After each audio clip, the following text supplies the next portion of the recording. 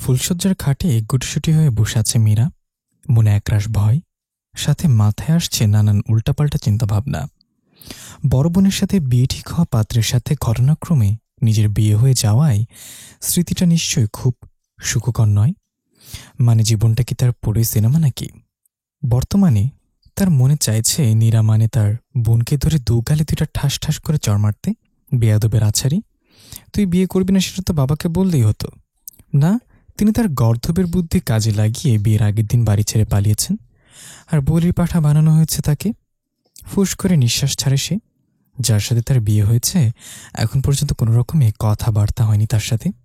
কে জানে মানুষটা কেমন হবে যদি তাকে মেনে না নেয়, যদি নাটক সিনেমার মতো নকরা করে, তখন কি হবে? এই চিন্তায় মাথাটা কয়েকবার চক্কর দিয়ে ওঠে মীরার। অবশ্য যে পরিস্থিতিতে বিয়ে হয়েছে, বিয়ের দিন বিয়ের আসর থেকে বউ পালিয়েছে, ঘটনার তো এই, তাই না? বিরক্তির সাথে বলে উঠল রোহান, আরে এরা কারা? কোথা থেকে আসে এরা? বিয়ে করবি না তো রাজি হোস কেন? আর বাঙালি মা বাবাদেরও আক্কেল, জানবে যে মেয়ে অন্য কাউকে পছন্দ করে তবুও জোর করে ধরে বিয়ে দিতে চায়, আর উপায় না পেয়ে মেয়ে পালায় বিয়ের দিন। মাঝখান থেকে আমার মতো সুশীল ভদ্র ছেলেদের মানসম্মান নষ্ট হয়। মেজাজ বিগড়ে আছে রেহানের খুব। বিয়ের আসর শেষ শুনে বউ পালিয়েছে। পাশ থেকে তার মামা বলে, আরে ভাগ্নে, ব্যাপার সেটা না। সবাই ভাবছে বউকে কিডন্যাপ করা হয়েছে, কারণ মেয়ের তো মত ছিল বিয়েতে। বিয়ে ঠিক হওয়ার পর নাকি খুব খুশি ছিল, সবকিছু খুব আগ্রহের সাথেই করেছে। তো মেয়ে পালাই কি করে? বুঝলে না, সবল অভিনয়, যাতে কেউ সন্দেহ না করে। এখন চলো, সব বরযাত্রী নিয়ে এই বাড়ি আর এক মুহূর্ত নয়। এই কি বলো ভাগ্নে, বউ না নিয়ে বাড়ি ফিরি কি করে? দিদি আমার হাতে তোমার দায়িত্ব দিয়ে বলেছে যেন বউ নিয়েই বাড়ি ফিরি। তো এখন কি দোকান থেকে বউ কিনে নিয়ে যাব নাকি? ধ্যাত, মায়ের কথায় রাজি হয়ে আমার 7 দিনের গার্লফ্রেন্ডের সাথে ব্রেকআপ করে বিয়ে করতে এসেছিলাম। নিশ্চয় ওর অভিশাপ লেগেছে আমার বিয়েতে। দুঃখী দুঃখী মুখ করে বলে রোহান। এমন সময় মেয়ের বাবা নিখিলবাবু কোড় জোরে এসে সামনে দাঁড়ায়। তার মুখ লজ্জায় সংকুচিত হয়ে আছে। তাকে দেখে রোহানের মামা বলে, এসব কি শুনছি মশাই? মেয়ে নাকি পালিয়েছে? তখন বিয়েটা হবে কি করে? এগুলো কোনো ধরনের প্রতারণা করলেন আমাদের সাথে? দাদা আপনি বলুন, আমি কি জানতাম যে আমার মেয়ে এভাবে মুখে চুনকালি লেপে দিয়ে পালিয়ে যাবে? তাহলে আমি প্রতারণাটা করলাম কিভাবে? আমার অবস্থা একবার বুঝুন, বিয়ের আসর থেকে মেয়ে পালিয়ে গেছে, এটা কতটা অসম্মানজনক আমার কাছে। তা তো বুঝতেই পারছি মশাই, এখন কি করণীয় সেটা তো ভাবতে হবে। আপনাদের যদি আপত্তি না থাকে তো বিয়ের কাজটা আমার মেজ মেয়ের সাথে সেরে ফেলি কেমন হয়? নিখিলবাবুর এই কথা শুনে যেন আকাশ ভেঙে পড়ল রোহানের মাথায়। মানে কি, এটা কি বাংলা সিরিয়াল নাকি যে এক মেয়ে পালিয়ে গেলে অন্য মেয়ের সাথে বিয়ে দিয়ে দেবে? এর মাঝে তার মামা বলল, দেখুন মশাই, বিয়ে তো আর ছেলে খেলা নয়। মেয়ে তো আর বাজারের কোনো পণ্য নয় যে একটা না পেলে আরেকটা নিয়ে যাব। দেখুন, বিয়ের দিন আমার মেয়ে পালিয়ে গেছে, এটা আমার জন্য চরম অসম্মানের। আর আপনারা যদি বউ না নিয়ে বাড়ি ফেরেন তো সেটা আপনাদের জন্য লজ্জাজনক। তাই বলছিলাম কি, আমার মেজো মেয়েও বিয়ের উপযোগী। চিন্তাভাবনা ছিল বড়টার পর এই মেয়েকে বিয়ে দেওয়ার। এখন এই বিপদের মুহূর্তে এটাই কি ভালো সিদ্ধান্ত হবে না? নিখিলবাবুর কথা শুনে মাথা দোলালেন রোহানের মামা। কথাটা আপনি মন্দ বলেননি। মান সম্মান বাঁচানোর এই একটাই রাস্তা, তাহলে আপনি বিয়ের ব্যবস্থা করুন। মামার কথা শুনে করুণভাবে বলে ওঠে রোহান, মামা তুমিও? এটা কি বাংলা না সিরিয়াল বলো তো? জীবনসাথী না মরণসাথী, হাতি কি যে কোনো একটা আছে না? তেমন বানিয়ে ফেলছো কেন তোমরা? আমার জীবনটাকে এমন কেন বানাচ্ছ? ভাগ্নে, এখন এসব বলে কোনো লাভ নেই। বিয়েটা আগে হয়ে যেতে দাও, পরে দেখব সব ঠিক হয়ে গেছে। তীব্র আপত্তি থাকা সত্ত্বেও রোহান বর বেশে ছাদনাতলায় গিয়ে দাঁড়াতে হলো রোহানকে আবারও। যখন কনের মুখ থেকে পান পাতা সরানো হলো তখন সে ভালোভাবে দৃষ্টি দিল তার সামনে বিরাজমান কন্যাটির দিকে। গায়ে একটা হালকা বেনারসি শাড়ি জড়ানো, গায়ে গুটি কয়েক গয়না, মুখে কোনো সাজ নেই, তবে অতিরিক্ত কান্না করার ফলে হয়তো চোখ মুখ লাল হয়ে ফুলে আছে। পুরো বিয়ের সময়টা এবং বিয়ে শেষ হয়ে যাবার পরও দুজনের কেউ কারোর সাথে কোনো কথা বলেনি। রোহানের মীরাকে বিয়ে করা নিয়ে কোনো সমস্যা নেই, কেননা তার কাছে নীরাও যা, মীরাও তাই। কারণ সে এই মুহূর্তে বিয়ে করতে চাইছিল না। পাত্রী সম্পূর্ণ তার মায়ের পছন্দ। তা এখন বদলে যাওয়া কনেকে দেখে তার মায়ের কি প্রতিক্রিয়া হবে এটাই ভাবছে রোহান। বাড়ি এসে বরণের সময় কোনো রকম চোটপাটের মাঝে পড়তে হয় না নতুন বর বউকে, কেননা বরযাত্রীরা রাতে এসে রোহানের মায়ের কানে বউ ভেগে যাওয়ার খবরটা তুলে দিয়েছিল। প্রমীলা দেবী অর্থাৎ রোহানের মা কতক্ষণ চুপ করে থেকে তারপর বলেছে, বেশ করেছে, ছোট বোনকে বিয়ে করেছে। কত বড় বেহাই মেয়ে যে কিনা আমার ছেলের মতো সোনার টুকরো ছেলেকে ফেলে রেখে পালিয়ে যায়। তিনি বেশ আনন্দের সঙ্গে ছেলের বউকে বরণ করেছেন। তবে বরণের সময় নতুন বউকে এই বলে শাসিয়েছেন যে সে যদি একটু উল্টাপাল্টা করে তাকে ঘাড় ধরে বাপের বাড়ি রেখে আসবেন। এই কথা শোনার পর থেকে মীরা সেকেন্ডে সেকেন্ডে ঢোক গিলছে। প্রায় মাঝরাতে প্রবেশ করে এক দীর্ঘকায় পুরুষ। তার ছায়া দেখে মীরা বুঝতে পারে যে এটাই ওর স্বামী, যার সাথে পরশুদিন 7 পাকের বন্ধনে আবদ্ধ হয়েছে সে। এবার এই ব্যাটা এসে নিশ্চয়ই সিনেমার ডায়লগ ছাড়বে। তাকে কি গল্পের মতো করে সোফায় শুতে বলবে? কিন্তু এই রুমে তো কোনো সোফা দেখতে পাচ্ছে না সে। তবে কি তাকে মাটিতে শুতে বলবে? বলবে যে আপনাকে আমি মেনে নিতে পারবো না, হজং ভজং ভুংভাং। দেখো মীরা, আপনি কি বলতে চাইছেন আমি জানি। আপনি নিশ্চয় বলবেন দিদির বদলে আমায় আপনি বউ হিসাবে মেনে নিতে পারবেন না। আপনি বলবেন যে চাপে পড়ে আপনি বিয়ে করেছেন, এখন কি আপনি আমায় আলাদা জায়গাতে শুইতে বলবেন? আচ্ছা ঠিক আছে, আপনি বলুন আমি কোথায় ঘুমাবো। মীরার একদমে বলা কথাগুলো শুনে ব্যাকুল হয়ে গেল রোহান। কিছুক্ষণ চুপচাপ থাকার পর বেশ জোরে ধমকে উঠল সে। এসব আজগুবি চিন্তাভাবনা কোথা থেকে এসছে তোমার মাথায়? এসব উদ্ভট কথা কোথায় শুনেছ তুমি? গল্পে। আমি গল্পে পড়েছি। জোর করে বিয়ে দিলে বর প্রথম দিন এসব কথা বলে? মীরার এই কথা শুনে দাঁতে দাঁত চেপে বলে রোহান, এসব উদ্ভট গল্প কোথায় পাও তুমি? ফেসবুকে। আমি ফেসবুকে পড়েছি। রোহান বুঝল যে এমন হঠাৎ হয়ে যাওয়া বিয়ে কতটা শক ঠিক নিতে পারিনি মীরা, তাই এসব উদ্ভট কথাবার্তা বলছে। সে আলতো করে মীরার হাতটা ধরে তাকে বিছানায় বসায়, একটা ছোট্ট শ্বাস ফেলে বলে, দেখো মীরা, মানুষের জীবন কোনো গল্প উপন্যাস নয়। যদিও আমাদের জীবনে যেটা হয়েছে তা কোনো উপন্যাসের চেয়ে কম নয়। আর এমন কোনো ব্যাপার নয় যে আমি তোমার স্ত্রী হিসেবে মেনে নিতে পারছি না। কেননা তুমি হয়তো জানো বিয়ের আগে আমি তোমার বোনকে দেখিনি। আমার মায়ের পছন্দের উপরই ভরসা করেছিলাম আমি। তাই আমার কাছে নীরা, তোমার বোনের নাম নীরা তাই তো? আমার কাছে নীরাও যা, মীরাও তাই। আমি মূলত বিয়েটা করতে চাইছিলাম না, তাই তোমার বোন পালানোতে বেশ খুশি হয়েছিলাম আমি। কিন্তু বিয়ের মণ্ডপে তোমায় দেখে বুঝলাম বিয়েটা না করলে আমি বিরাট কিছু মিস করতাম। আচ্ছা, তোমাকে কি জোর করে বিয়ে দেওয়া হয়েছে? মানে তোমার কি এই বিয়েতে মত ছিল না? দেখলাম বিয়ের দিন কেটে কেটে চোখ মুখ লাল করে ফেলেছিলে তুমি। রোহানের কথা শুনে পিটপিটিয়ে চাইল ওর দিকে, বলল, বড় বোনের সাথে বিয়ে করা পাত্রের সাথে আপনার বিয়ে হবে, এটা শুনে আপনি নিশ্চয়ই খুশিতে ঢং ঢং করতে পারবেন না। রোহান ফুস করে নিঃশ্বাস ছাড়ে। ও, এই কথা।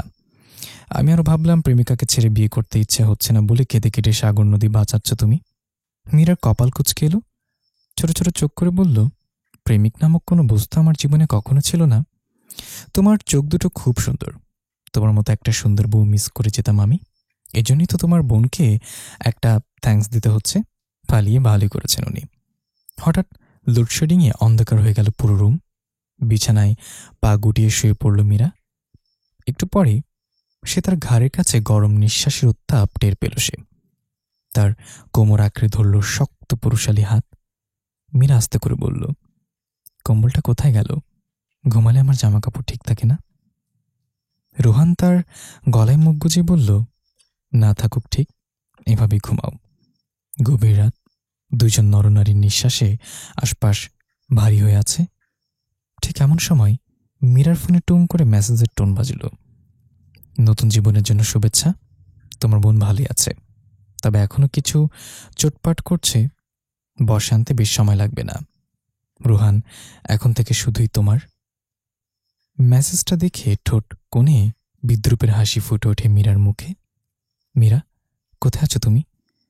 রোহানের ডাক শুনে রান্নাঘর থেকে হন্তদন্ত হয়ে ছুটে আসে মীরা। চোখে মুখে তার রাজ্যর বিরক্তি। শাড়ির আঁচলে হাত মুছতে মুছতে বলে, কি সমস্যা? চিল্লাপালা করে বাড়ি মাথায় তুলছ কেন? রোহান তার চেয়েও বেশি বিরক্তি নিয়ে বলল, চিল্লাবো না, আমার ওয়ালেটটা কোথায়, ঘড়িটাই বা কোথায় গেল? মীরা বুঝতে পারছে এসব তাকে খুব শুধু জ্বালানোর ধান্দা, তাই যদি ক্যাবিনেট থেকে সবকিছু বের করে দিয়ে আবার রান্নাঘরের দিকে ছুটতে চায়। কিন্তু তার আগে পেছন থেকে তার দুই হাতকে নিজের কড়ায় আয়ত্ত করে নেয় রোহান। নিজের দিকে ঘুরিয়ে হাত দুটোকে নিজের বুকের ওপর রেখে বলে, 6 মাস হলো বিয়ের, এখন আমার অভ্যাসগুলো রপ্ত করতে পারলে না, টাই বেঁধে দেবে কে আমার? উফ, এমন ভাব করো যেন বিয়ের আগেই তার আরও 10টা-5টা বউ ছিল। আমি তোমার গলার নাগল পাই না। দাঁড়িয়ে, কত লম্বা তুমি? অসহায় শোনালো মীরার আওয়াজ। তবু বাঁধতে হবে? নিচু টোলটা কোথায় গেল? এটা তোমার ষড়যন্ত্র নিশ্চয়ই। মীরা নজর ঘুরে আশেপাশে তাকাতেই ঝট করে তাকে কোলে তুলে নেয় রোহান। টাইটা তার হাতে দিয়ে বলে, এবার তো বেঁধে দাও। মীরা বিদর্শোধনে টাই বাঁধতে শুরু করে, কিন্তু রোহানের নজর ঘুরঘুর করছে তার মুখশ্রীর মাঝে। সদ্য স্নান ছেড়ে রান্নাঘরে যাওয়ার ফলে চুলগুলো থেকে এখনও বিন্দু বিন্দু জল পড়ছে। সে চোখ মুখ কুচকে টাই বাঁধতে ব্যস্ত হয়ে যায়, যেন সে রাজ্যর বিরক্ত। সকালবেলায় স্নিগ্ধ আলো তার মুখশ্রীতে খেলা করে ছড়িয়ে দিচ্ছে এক অপরূপ দ্যুতি, আর রোহানের হাত খেলা করছে তার কোমর জুড়ে। কখনো পেটে শুশুরি দিচ্ছে, তো কখনো আবার কোমরে গোজা আঁচল টেনে দিচ্ছে। উফ, অসহ্য। বলি মীরা রুম থেকে গটগট করে হাঁটা দিল রান্নাঘরের দিকে। এবার আর রোহান হাত বাড়িয়েও মীরার নাগাল পেল না। খাবার টেবিলে সবাইকে খাবার পরিবেশনে ব্যস্ত মীরা। টেবিলের দুপাশে রোহান, তার শাশুড়ি আর তার মামা শ্বশুর বসেছে। বলা বাহুল্য এই তিনজন ছাড়া সংসারে আর কেউ নেই মীরার। তার শ্বশুর মানে রেহানের বাবা একটা অ্যাক্সিডেন্টে মৃত্যুবরণ করেছেন আরও বছর 15 আগে। তার মৃত্যুর পর প্রমীলা দেবী খুবই দক্ষতার সাথে ঘর ও বাহির দুটোই সামলাচ্ছেন। তখন রোহান সবে 10-11 বছরের ছেলে। তাকে সামলে তিনি নিজের স্বামীর প্রতিষ্ঠিত ছোট ব্যবসার হাল ধরেছেন। আস্তে আস্তে এটাকে বড় করে তুলেছেন। ওনার ব্যক্তিত্ব চোখে পড়ার মতো। উনি ভাবা গাম্ভীর্যের কারণে ওনার ব্যক্তিত্ব ঘরে বাইরে সকলের কাছেই প্রশংসনীয় হয়ে উঠেছে। তার সব কাজই তিনি সবসময় সহযোগী হিসেবে পেয়েছেন তার ছোট ভাইকে। মীরামা, পরোটাতে কিছু কম তেল দিও। বোঝই তো, এই বয়সে যদি মুটিয়ে যায় তাহলে কি চলে বলো? মামা শ্বশুরের কথায় চোখ টিপে হাসে মীরা। ভদ্রলোকের বয়স 48 ছাড়িয়েছে বেশ কিছুদিন আগেই। তবুও নিজেকে মনে করেন স্টিল ইয়াং, এখনও অবিবাহিত কিনা। তার মতে অবিবাহিত পুরুষদের কখনো বয়স বাড়ে না, তারা চিরকুমার। তা এখনও নিজেকে টিপটাপ ফিটফাট রাখেন। তবে তার চিরকুমার থাকার ইতিহাসটা বেশ করুণ। যাকে প্রথম ভালোবেসেছিলেন তাকে নিজের করে পাননি, তাই জীবনভর অবিবাহিতই থেকেই গেলেন। মীরা চোখে জল আসে ওনার কথা ভাবলেই। কিভাবে উনি সারাটা জীবন কাটাচ্ছেন তার প্রিয়সীকে ছাড়া। রোহানকে ছাড়া একটা দিন থাকার কথা ভাবলেই যেখানে মীরার শ্বাস বন্ধ হয়ে যায়। রোহানকে ছাড়তে পারবে না বলেই তো এত নাটক, এত আয়োজন। কে বলেছে যে নিজের ভালোবাসাকে শুধু ছেলেরাই চিনে নিতে জানে? নিজের ভালোবাসার মানুষটাকে আপন করে পেতে একটা মেয়ে কতটা বেপরোয়া হতে পারে তার জলজান্ত প্রমাণ মীরা। মীরা 2-1 ফাঁকা ঢোক গেলে। কাল রাতে মা ফোন করে বলেছে নীরা ফিরে এসেছে, সাথে আছে তার হাজবেন্ড। এবার যদি সব কথা ফাঁস হয়ে যায় কি হবে তবে? তার ধনভঙ্গ হয় তার শাশুড়ি মায়ের কথায়। শুনলাম তোমার বড় বোন নাকি বাড়ি ফিরে এসেছে। মীরা মাথা নাড়িয়ে হ্যাঁ বলে।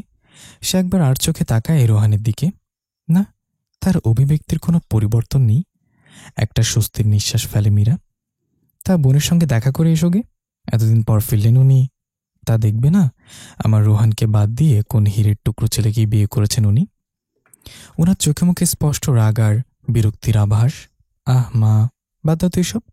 আর মীরা শোনো, তোমার যদি বোনের সাথে দেখা করতে ইচ্ছা হয় তো তুমি যেতে পারো, আমার কোনো সমস্যা নেই।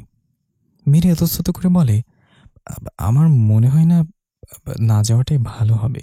মানে তার হবু বরের সাথে আমার বিয়ে হয়েছে, ব্যাপারটা একটু কেমন না? আমার সামনে কি করে গিয়ে দাঁড়াবো? আশ্চর্য তো, পালিয়েছিল, ভয় সংকোচ যাই বলো সেটা তো থাকবে ওর। তুমি এত সংকুচিত হচ্ছ কেন? আশ্চর্যান্বিত স্বরে বলে রোহান। মীরা বার কয়েক ফাঁকা ঢোক গেলে। দ্বিধান্বিত হয় তার চোখের দৃষ্টি। সেদিকে খেয়াল করে রোহান বলে, আচ্ছা ঠিক আছে, তুমি যদি যেতে না চাও তবে না যাবে, এতে এত কুণ্ঠিত হওয়ার কি আছে? শরতের দিনগুলোর শেষের দিকে স্বচ্ছ নীল আকাশে সাদা পেজা তুলোর মতো মেঘের ছড়াছড়ি। মৃদুমন্দ বাতাসে উঠছে গাছের পাতা। আকাশে সূর্যের তাপ এত বেশি না, একটা মিষ্টি আদুরের রোদ ছড়িয়ে আছে চারিপাশে। শহরের অভিজাত একটি রেস্টুরেন্টের রুফটপে বসে আছে নীরা। রেস্টুরেন্টটা বলতে গেলে অনিন্দ্য সুন্দর। ভেতরে সাজের সাথে বাইরের সাজটা অসাধারণ। এমন নামি দামি রেস্টুরেন্টে অবশ্য আগে কখনো আসেনি নীরা। বলতে গেলে আজই প্রথম, কিন্তু তার পোশাকে তা বোঝা যায় না। তার পরনে আছে নীল ডেনিমের প্যান্টের সাথে শর্ট কুর্তি, তার উপর ডেনিমের জ্যাকেট। চোখের রোদ চশমাটা আপাতত সামনের টেবিলের ওপর রাখা। বাদামি লং লেয়ার চুলগুলো পিঠের ওপর ছড়িয়ে আছে। সে পায়ের ওপর পা তুলে ফোন টেপায় ব্যস্ত থাকলেও তার নজর বারবার চলে যাচ্ছে দরজার দিকে। একটু পরে ছাদের দরজা দিয়ে প্রবেশ করে মীরা। এসে সরাসরি সামনে রাখা চেয়ারটাতে বসে। সে বেশ তাড়াহুড়ো করে এসেছে, তা বোঝাই যাচ্ছে। ঘন লম্বা চুলগুলো একটা এলোমেলো, হাত খোপা করা, মুখে সামান্য প্রসাধনের চিহ্ন। নীরাকে মানতে হবে যে তার বোন সুন্দরী বটে। তার পরনে একটা সিগনেচার কালেকশন শাড়ি। বড়লোকের বউ বলে কথা, এসব শাড়ি তাদের কাছে ডাল ভাত। মূলত মীরার সাথে দেখা করতে এখানে এসেছে সে। মীরার স্ত্রীর দৃষ্টি আপাতত নীরার কুটিল চাহনির ওপরে, যা দিয়ে কিনা সে মীরাকে স্ক্যান করে চলেছে কখন থেকেই। মীরা শান্ত ভঙ্গিতে জিজ্ঞাসা করল, কি চাই তোর? মীরা বসার ভঙ্গিটা পরিবর্তন আনল। হাতটা টেবিলের উপর রেখে ভ্রু নাচিয়ে বলল, আমার কাছ থেকে সব কেড়ে নিয়ে বলেছিস আমার কি চাই? বড় লোকের বউ হয়ে বসে আছিস আমার সবকিছু দখল করে। যদি বলি তোর সবকিছু, দেখ, একদম ফালতু কথা বলবি না। এসব কথা তোর পালানোর আগে মনে ছিল না? বিয়ের আসর ছেলে পালিয়েছিলি তুই। তোর কোনো ধারণা আছে এতে বাবার কতটা অপমান হয়েছিল? আবার এখন এসে বলছিস তোর সব কেড়ে নিয়েছি। লজ্জা করে না তোর? ও শাট আপ। তোর কি মনে হয় আমি অবুঝ? বুঝি না আমি? তোর এই সিক্রেট ক্রাশ যে রোহান ছাড়া আর কেউ নয়, তুই কি ভেবেছিস সেটা আমি জানি না? কথাগুলো বলে রাগে ফুঁসতে থাকে নীরা। এবার মীরার মুখে একটা তাচ্ছিল্যের হাসি ফুটে ওঠে। তবে বুঝ, কেমন নির্লজ্জ তুই। তোর রিজুদার সাথে 3 বছরের সম্পর্ক। তার উপর তুই এটাও জানতি যে যার সাথে তোর বিয়ে ঠিক হয়েছে সে তোর ছোট বোনের পছন্দ। তবু তুই বিয়েতে রাজি হয়েছিলি। আচ্ছা, আমার কথা না হয় বাদই দিলাম। ছোট থেকে তো তুই আমার সব জিনিসের প্রতি তোর নজর। আমার পছন্দের জিনিস, আমার প্রিয় জিনিসগুলো তোকে ছিনিয়ে নিতেই হবে। কিন্তু একটা বারও তোর রিজুদার কথা মনে পড়ল না? কিভাবে পারলি তুই এতটা লোভী হতে? আমি খুব ভালো করে জানি এটা তোর আর তোর প্রাণের রিজুদার প্ল্যান। দেখ মীরা, তুই স্বীকার কর যে তুই লোভে পড়ে রোহানকে বিয়ে করতে চেয়েছিলি। তুই বিয়ে করতে চেয়েছিস, খুব ভালো কথা। তুই বলেছিলি তুই ওকে ভালোবাসিস।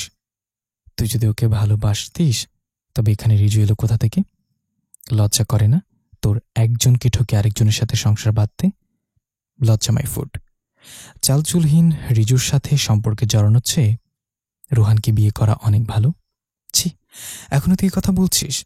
তোর ভাগ্য ভালো রিজুদা তোকে এতটা ভালোবাসে। ও তো তোকে আপন করে নিয়েছে।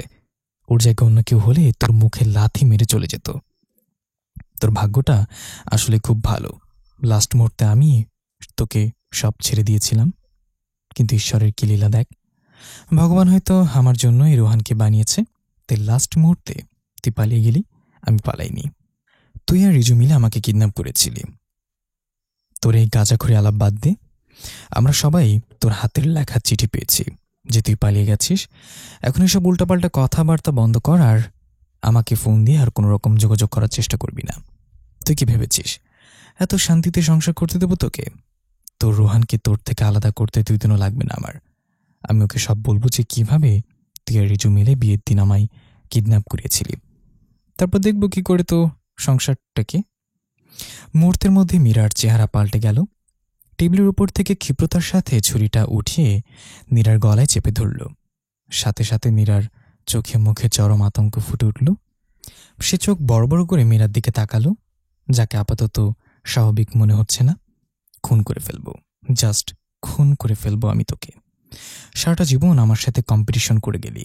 মাত্র 1 বছরে ছোট ছিলাম তোর চেয়ে, তবু সবসময় আমার প্রিয় জিনিসটাই তোর ছিনে নেওয়া চাই। জানতি তুই যে রোহানকে আমি সেই কলেজ লাইফ থেকে ভালোবাসি? তবে বিয়েতে রাজি হয়েছিলি। তুই আসলে ঠিকই বলেছিস। তোকে কিডন্যাপ করার প্ল্যানটা আমি করেছিলাম। পারলে তখন তোকে খুন করে ফেলতাম, কিন্তু আমার মাথায় কি ঢুকিয়েছিল রোহান তোকে ভালোবাসে। ভালোবাসা মাই ফুড। ও তোকে ঠিকঠাক চেনেও না। ও তোকে ভালোবেসে ভেবে আমি নিজেই প্ল্যান ক্যান্সেল করে দিয়েছিলাম। খুব কেঁদেছিলাম আমি সেদিন, কিন্তু ভগবানের কি লীলা খেলা দেখ, তুই নিজে শেষমেশ পালিয়ে গেলি। নীরার চোখ মুখে বাঁচার আকুতি। ছুরিটা মেরে এভাবে ধরে আছে যেন মনে হচ্ছে এক্ষুনি গলা কেটে রক্ত বেরোবে। নীরা কোনো মতে বলল, বিশ্বাস কর মীরা, আমি পালাইনি, সত্যি রোহান আমায় ভালোবাসতো। আর একটা মিথ্যা কথা বললে তোর ধর থেকে মাথা আলাদা করে ফেলবে একদম। জানিস তো এই রেস্টুরেন্টে রোহানের 50% শেয়ার আছে। সো তোকে মেরে লাশ গুম করে দেওয়া কোনো ব্যাপারই না। তুই যদি বিয়ের আগে আমার ব্রেন এভাবে ওয়াশ না করতি তাহলে তো সত্যি আমি বিয়েটা ভাঙার চেষ্টা করতাম। জানিস কতটা ভয় পেয়েছিলাম আমি। ফুলসজ্জার মতো গুরুত্বপূর্ণ একটা দিনে আমি শুধু ভেবেছিলাম রোহান আমায় মেনে নেবে তো। কিন্তু ভুল ছিলি তুই। আরে ও তো তোকে ঠিক করে চিনি না, শুধু মায়ের কথাই বিয়েতে রাজি হয়েছিল। কথাগুলো বলে মীরা কিছুটা শান্ত হয়। নীরাকে ছেড়ে দিয়ে একটু দূরে গিয়ে দাঁড়ায়। আর নীরা ঢকঢক করে এক গ্লাস জল পুরোটা শেষ করে। তার হাতে আর পানি নেই। তুই কি ভেবেছিস নীরা কোনো প্রমাণ না রেখে আমি এত কাঁচা কাজ করি নাকি? তোকে তো সত্যি কিডন্যাপের প্ল্যানিং করেছিলাম। তোর আর রিজুদার সব ছবি ভিডিও আমার কাছে আছে। সো তুই বলবি আর রোহান তোকে তোর কথা বিশ্বাস করবে? তুই আমার সংসার ভাঙবি তোর আশায় সে ঘুরে বালি। আর সেদিন রাতে রিজুদা নিজে আমায় জানিয়েছে যে তোরা পালিয়ে গেছিস। মনে রাখিস এটা আমার সংসার। গত 6 মাস যাবৎ তিলে তিলে আমি ঘুরেছি এটা। আমার সংসারের দিকে নজর দিলে তোকে খুন করতেও দুইবার ভাববো না আমি। মীরার দিকে ভয়ঙ্কর দৃষ্টি নিক্ষেপ করে ধীর পায়ে বাইরে বেরিয়ে আসে মীরা। সন্ধ্যা নামার পূর্ব মুহূর্তে গোটা আকাশ সূর্যের লালিমায় ছেয়ে আছে। পাখিরা ফিরে যাচ্ছে তাদের নীড়ে। চারিপাশে তাদের কলরবে মুখরিত। মীরার মনে একটাই চিন্তা, সে ওই পাখিদের মতোই যত্নে নিজের সংসার আগলে রাখবে। এটা তার নিজের সংসার, মীরার সংসার। রাত্রির প্রথমাংশ হালকা কুয়াশায় ঢেকে যাচ্ছে পরিবেশ। রাস্তায় সোডিয়াম আলোর নিচে জমাট বাঁধা কুয়াশা। আকাশে মস্ত বড় চাঁদ। ফকফকে জ্যোৎস্নায় উদ্ভাসিত হয়ে আছে পরিবেশ। বড় বড় মেঘ এসে মাঝে মাঝে কিছুক্ষণের জন্য চাঁদকে ঢেকে দিয়ে তাকে আড়াল করার চেষ্টা করছে। কিন্তু মেঘের আড়ালে কি চাঁদকে লুকানো যায়? একসময় ঠিকই তা আপন মহিমায় প্রকাশিত হয়।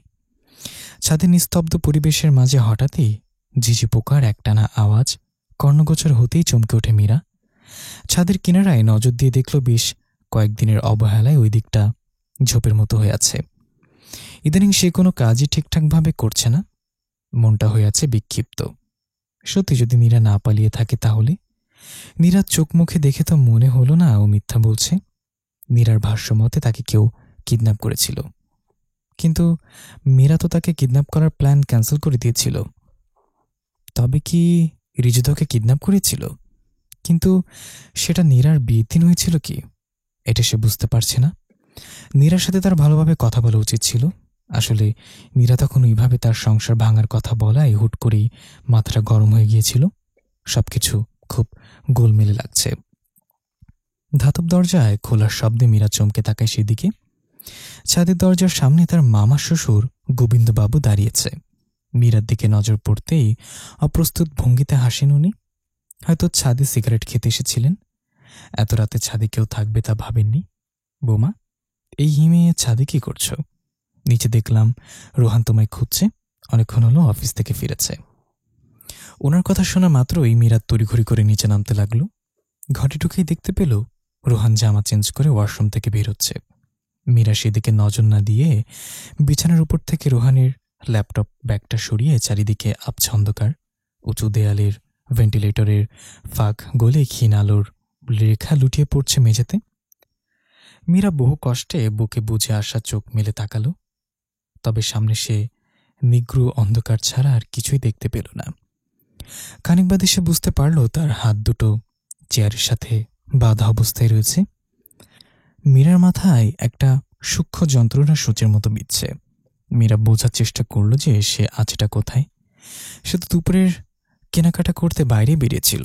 হাতে 3-4টা শপিং ব্যাগ নিয়ে বাসার পাশের গলিটা দিয়ে ফিরেছিল। এরপরে আর কিছুই মনে নেই তার। মীরা মনে করার চেষ্টা করল, কিন্তু তাতে তার মাথার যন্ত্রণা খানিকটা তীব্র হওয়া বই আর কিছুই হলো না। মীরা ক্ষীণ গলায় কাউকে ডাকার চেষ্টা করল। কোথা কেউ আছে? এমন একটা জায়গায় তাকে আটকে রাখার মানেটা কি? হঠাৎ মাথার যন্ত্রণাটা খুব বেশি হয়ে উঠল।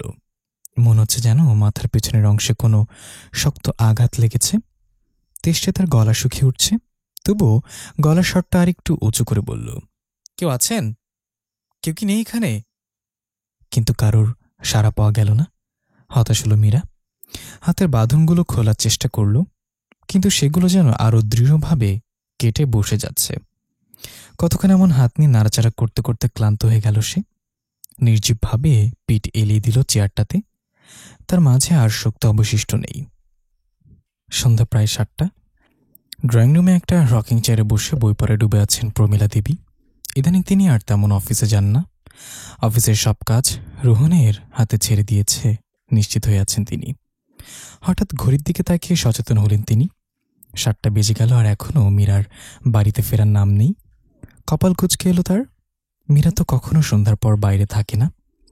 পাশ থেকে ফোন নিয়ে মীরাকে কল করলেন, কিন্তু ফোনটা বাজতেই কেটে গেল। পরপর 3বার তিনি ফোন করলেন।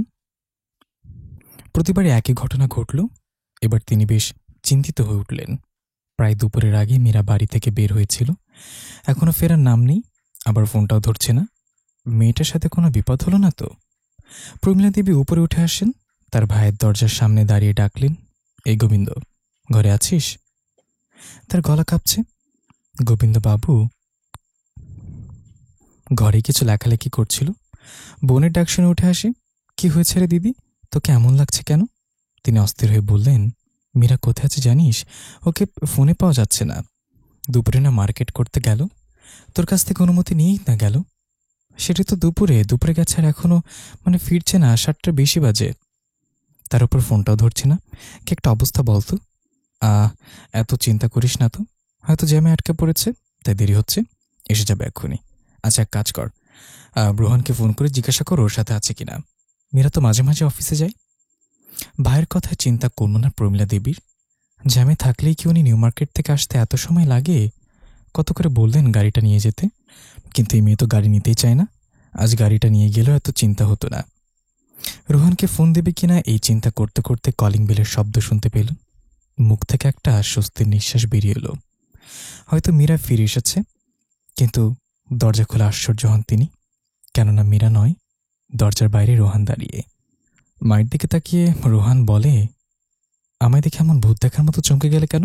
সরো, ভেতরে যেতে দাও। তিনি সরে দাঁড়ালেন। রোহান ভেতরে ঢুকে বার কয়েক মীরার নাম ধরে ডাকল, কিন্তু কোনো সাড়া না পেয়ে কপাল কুঞ্চিত করে ফেলল। মীরা তোমার কাছে যায়নি? আমরা তো ভেবেছি ও তোমার সাথে। মায়ের কথা শুনে অবাক হয় রোহান। মানে? মীরা আমার সাথে থাকবে কেন মা? আর আমরা কোথাও গেলে তো তোমাকে জানিয়েই যাই। মীরা বাড়িতে নেই রোহান, সে দুপুরে বেরিয়েছিল, এখনো ফেরেনি। মায়ের কথাটা রোহানের মস্তিষ্ক ঠিকভাবে গ্রহণ করল কিনা বোঝা গেল না। তার চোখ মুখের ভঙ্গি মুহূর্তেই পাল্টে গেল। মীরা বাড়িতে নেই মানে? কম্পিত হল রোহানের বক্ষস্থল। একরাশ ভয় সে ঠাঁই নিল অন্তর্কোণে। মেয়েটা তো সন্ধ্যার পর একা কোথাও থাকে না।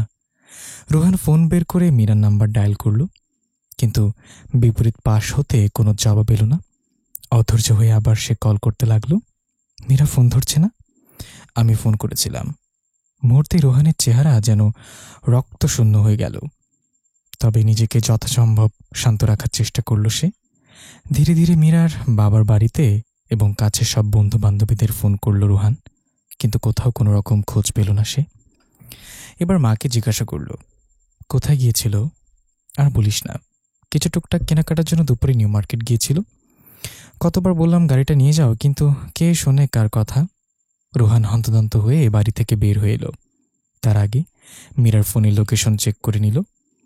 ফোনের লোকেশন সবসময় অন করে রাখত মীরা, যেন কোনো বিপদে পড়লে সহজে তাকে খুঁজে পেতে পারে। ঘরের পাশ দিয়ে মাত্রই যেন একটা ট্রেন ছুটে গেল। কেঁপে উঠল পুরো ঘর, আর তার সাথে মীরাও। চেয়ারের উপর নেতে আছে সে। কখন থেকে চিল্লিতে গলার অবস্থা বেহাল। তবুও শেষবারের মতো ডাকল সে, কেউ কি আছেন? আমি একটু জল দেবেন, আমার খুব টেস্টটা পেয়েছে। খট করে ঘরের দরজাটা খুলে গেল। দরজা দিয়ে আবছা আলোর সাথে প্রবেশ করল এক পুরুষ অবয়ব। ধীর পায়ে হেঁটে এসে মীরার কাছে বসল সে অবয়বটা। মীরার পা থেকে মাথা পর্যন্ত নজর বুলিয়ে একটা বিশ্রী হাসি দিল। মীরার গা ঘিন ঘিন করে উঠল। তারপর একটু দূরে দাঁড়িয়ে তোকে বলে কাউকে জোরে ডাক দিল। ডাক শুনে একটা বেটে খাটো ছেলে দরজার সামনে এসে দাঁড়ালো। ম্যাডামকে তোরা এখনো কোনো খাতির যত্ন করিস নাই, হারামজাদা?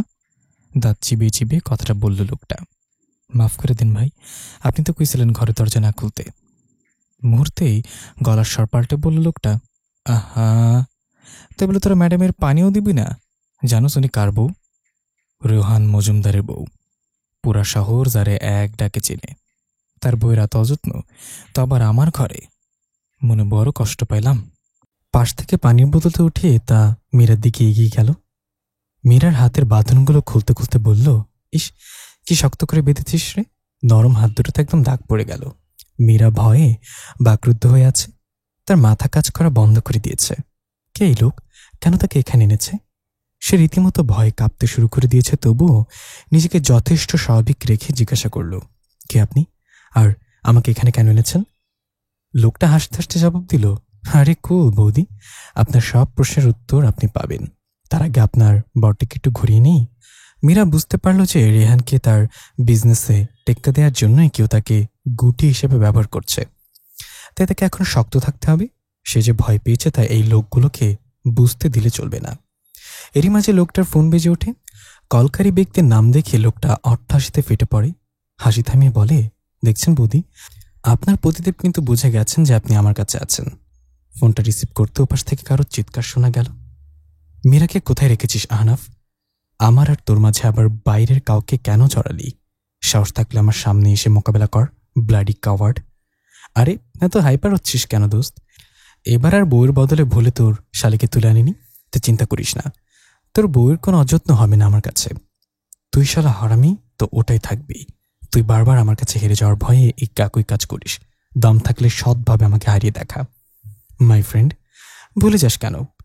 Everything is friend love and war. কি চাই তোর? খুবই সিম্পল একটা জিনিস।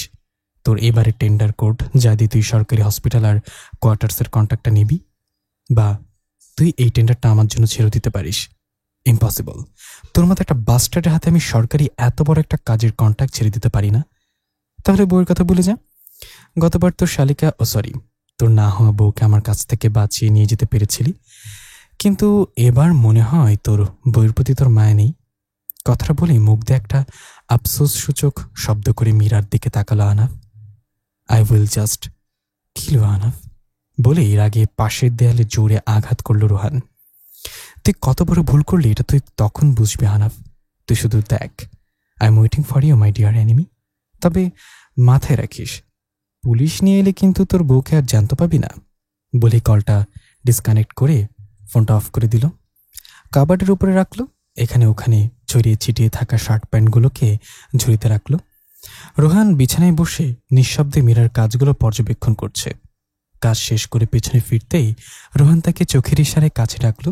বিছানার কাছে যেতেই তাকে টেনে বসে কোলে মাথা রেখে শুয়ে পড়ল রোহান। তার এহেন কাজে ভরকালো মীরা। রোহান পেছন থেকে শক্ত করে জড়িয়ে ধরে মীরার পেটে মুখ গুজে চুপচাপ পড়ে রইল। তার এমন আচমকা আক্রমণের দরুন মীরার শ্বাস আটকে রইল কতক্ষণ। তবে একটু পরে সে স্বাভাবিক রূপে ফিরে এলো। রোহানের এই কাজ নতুন নয়। অতিরিক্ত স্ট্রেস বা চাপ থাকলে সে ইদানিং এই কাজ করছে। মীরার হাত চলছে রোহানের চুলের ভাঁজে ভাঁজে। রোহান চোখ বুজে ঘন ঘন শ্বাস ফেলছে। লোকটা কি কিছুক্ষণে ঘুমিয়ে গেল নাকি? মীরা মৃদু করে ডাকল, কি হয়েছে? রোহান তাকালো তার দিকে, ক্লান্ত বিধ্বস্ত দৃষ্টি। হাত উঁচু করে মীরার গালে ছোঁয়ালো। আরেক হাত দিয়ে কোমর শক্ত করে আঁকড়ে বলল, আমি খুব ক্লান্ত মীরু। কেমন যেন নির্জীব শোনালো রোহানের কণ্ঠ। মীরার বুক কেঁপে উঠল ভয়ে। রোহান এবার অনুনয় সুরে বলল, আমায় কখনো ছেড়ে যাবে না তো মীরু? রোহানের কথা শুনে চমকে উঠল সে। এগুলো কি ধরনের কথা? ধরো জানতে পারলে কোনোদিন আমি কোনো অন্যায় করেছি, তবে কি তুমি আমায় ভুল বুঝবে? রোহানের চোখে স্পষ্ট কাতরতা। মীরা দ্বিধান্বিত হয়। কেমন করেছে রোহান যে এভাবে তার কাছে বলছে? মীরা তপ্ত শ্বাস ফেলে রোহান এখনো প্রশ্নবোধক দৃষ্টিতে তাকিয়ে আছে তার পানে।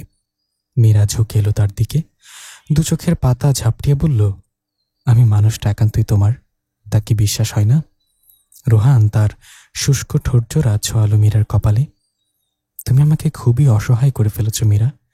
আমার প্রতিটা চিন্তাভাবনা কেন তোমার মাঝ থেকে শুরু হয় আর তোমার মাঝে শেষ? আমি কি তোমার আসক্তিতে ধীরে ধীরে পাগল হয়ে যাচ্ছি? রোহানের এমন কথার বিপরীতে মীরা কিছুই বলতে পারল না, বরং লজ্জা পেল, ভীষণ লজ্জা পেল। তার লজ্জা আরক্ত কোমল গালে টুপ করে একটা চুমু খেল রোহান।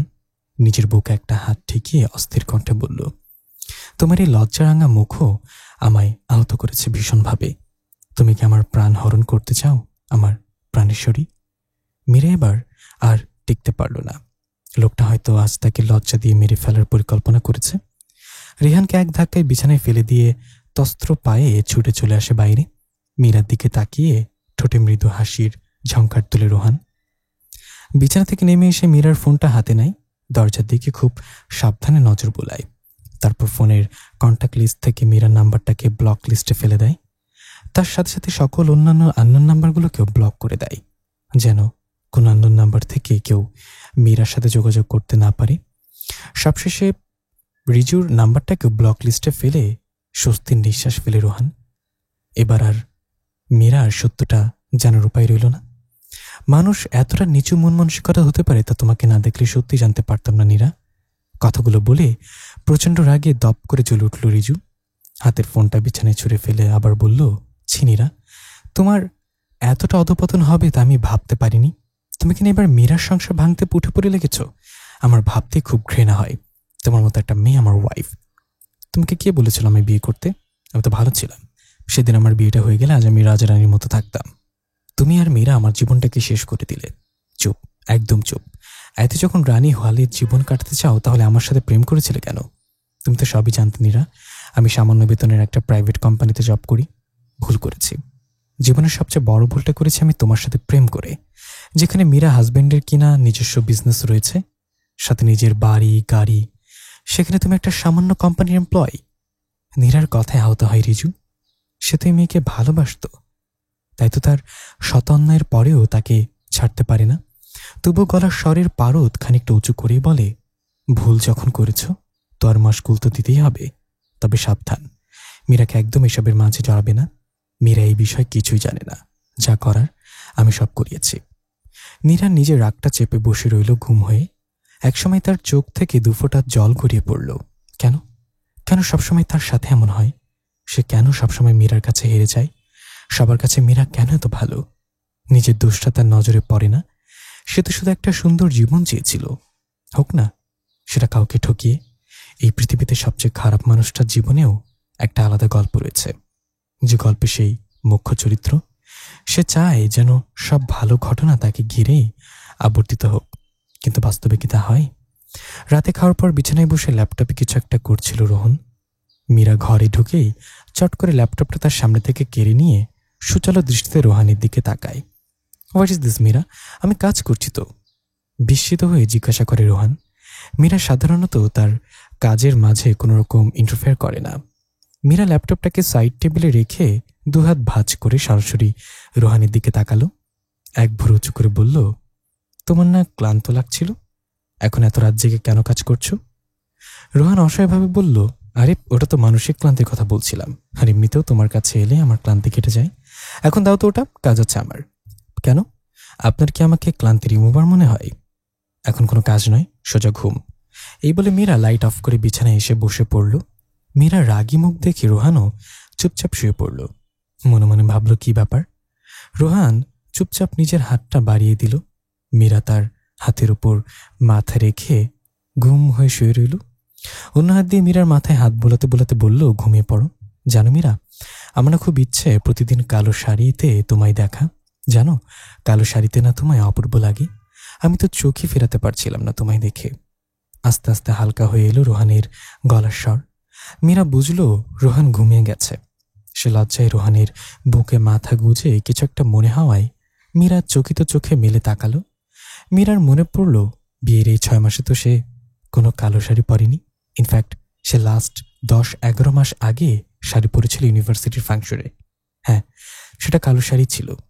কিন্তু সেটা রোহান দেখলো কিভাবে, আর দেখলো মনে কেন রাখলো? হাসপাতালের কেবিনে শুভ্র বেডে মীরা ঘুমিয়ে আছে। তার হাতে স্যালাইন চলছে। কপালের একপাশে ব্যান্ডেজ বাঁধা রয়েছে। চারিদিক থেকে মৃদু ফিনাইলের গন্ধে পরিবেশ ভারী হয়ে রয়েছে। মাথায় দ্রিম দ্রিম করে যেন এখনো কোন একটা ভারী শব্দ বেজে চলেছে। মীরার কানে হালকা যান্ত্রিক আওয়াজ প্রবেশ করছে। ভারী চোখের পাতাগুলো বহু কষ্টে খোলার চেষ্টা করল সে। উজ্জ্বল আলো চোখে পড়তেই বিরক্তিতে চোখ কুঁচকে এলো। হাতের ওপর বহু পরিচিত একটা স্পর্শ টের পেল। তার হাত ধরে আছে যেন পরম ভরসার একটি হাত, পরম মমতায়, পরম যত্নে। মীরা চোখ পিটপিট করে তাকালো, তবে চোখের সামনে ছাদের সাদা সিলিং ছাড়া আর কিছুই দেখা যাচ্ছে না। আস্তে আস্তে চোখের সামনে একটা পরিচিত মুখশ্রী ভেসে উঠল রোহানের। সে ঠোঁট নেড়ে মীরাকে কিছু একটা বলছে, চোখে স্পষ্ট উদ্বেগের ছাপ। কিন্তু কি বলছে রোহান তা মীরার কানের কাছে আসছে না। সে আবার চোখ বুজে নিল, লম্বা একটা শ্বাস টেনে নিয়ে আবার চোখ মেলল। এবার রোহানের কথাগুলো শুনতে পেল মীরা। মীরা, এই মীরা, কি হয়েছে? তোমার কোনো সমস্যা হচ্ছে? কথা বলো প্লিজ। কয়েকটা ঢোক গেলে আস্তে করে বলল মীরা, আমি কোথায় আছি? তুমি আমার কাছে আসো মীরা। আজকে কি হতে পারতো তার ধারণা আছে তোমার? গাড়ি ছাড়া একা একা কেন বেরিয়েছিলে তুমি? গলার স্বর খানিকটা উঁচু হয়ে যায় রোহানের, কিন্তু ততক্ষণে মীরা মোটামুটি স্বাভাবিক অবস্থায় ফিরে এসেছে। কাঁদো কাঁদো মুখ করে বলল সে, তুমি আমায় বকছো? কি করেছি আমি এমন? আমি কি কখনো একা বেরোই না? বিয়ের আগে তো আমি একাই চলাফেরা করেছি। মীরার ওপর আচমকা রাগ দেখানোতে রোহান নিজে একটু অসহায় বোধ করল। মীরার গালে আদরে হাত বুলিয়ে বলল, ট্রাই টু আন্ডারস্ট্যান্ড মিরু। বিয়ের আগে আর বিয়ের পর এক নয়। বিয়ের আগে তোমার লাইফে আমি ছিলাম না, এখন আছি আমি, আর সাথে আছে বিপদ। মীরার চোখ দিয়ে এখনো টপ টপ করে জল ঝরছে। খোলা জানালা দিয়ে আসা জোর বাতাসে দমকে ঈষৎ কেঁপে উঠছে চিকন ঠোঁট জোড়া। রোহান জানলা লাগিয়ে দিয়ে আবার এসে মীরার কাছে বসল। গালে লেপ্টে থাকা ছোট ছোট চুলগুলোকে কানের পেছনে গুজে দিয়ে বলল, ডোন্ট ক্রাই। এত কাদার মতো বকিনি, একটু জল খাবো?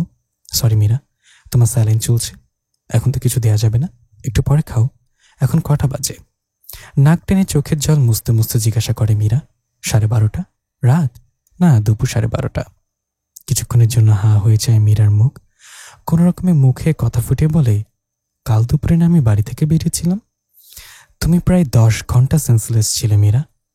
বিস্ময় চোখ দুটো বড় বড় হয়ে যায় তার, কিন্তু মুখে বলে, আমায় একটু বসিয়ে দাও না, আর শুয়ে থাকতে ভালো লাগছে না। মীরার পরনের শাড়ি আগে হসপিটাল থেকে চেঞ্জ করে দিয়েছে, তার গায়ে সবুজ একটা ড্রেস। রোহান খুব সাবধানে মীরাকে বুকের সাথে জড়িয়ে ধরে বসায়, খুব যত্নে। পরে পেছনে বালিশগুলো ঠিক করে দেয়। মীরা মাথা ঠেকিয়ে রাখে রোহানের বুকে। কি জোরে জোরে চলছে তার হৃদস্পন্দন।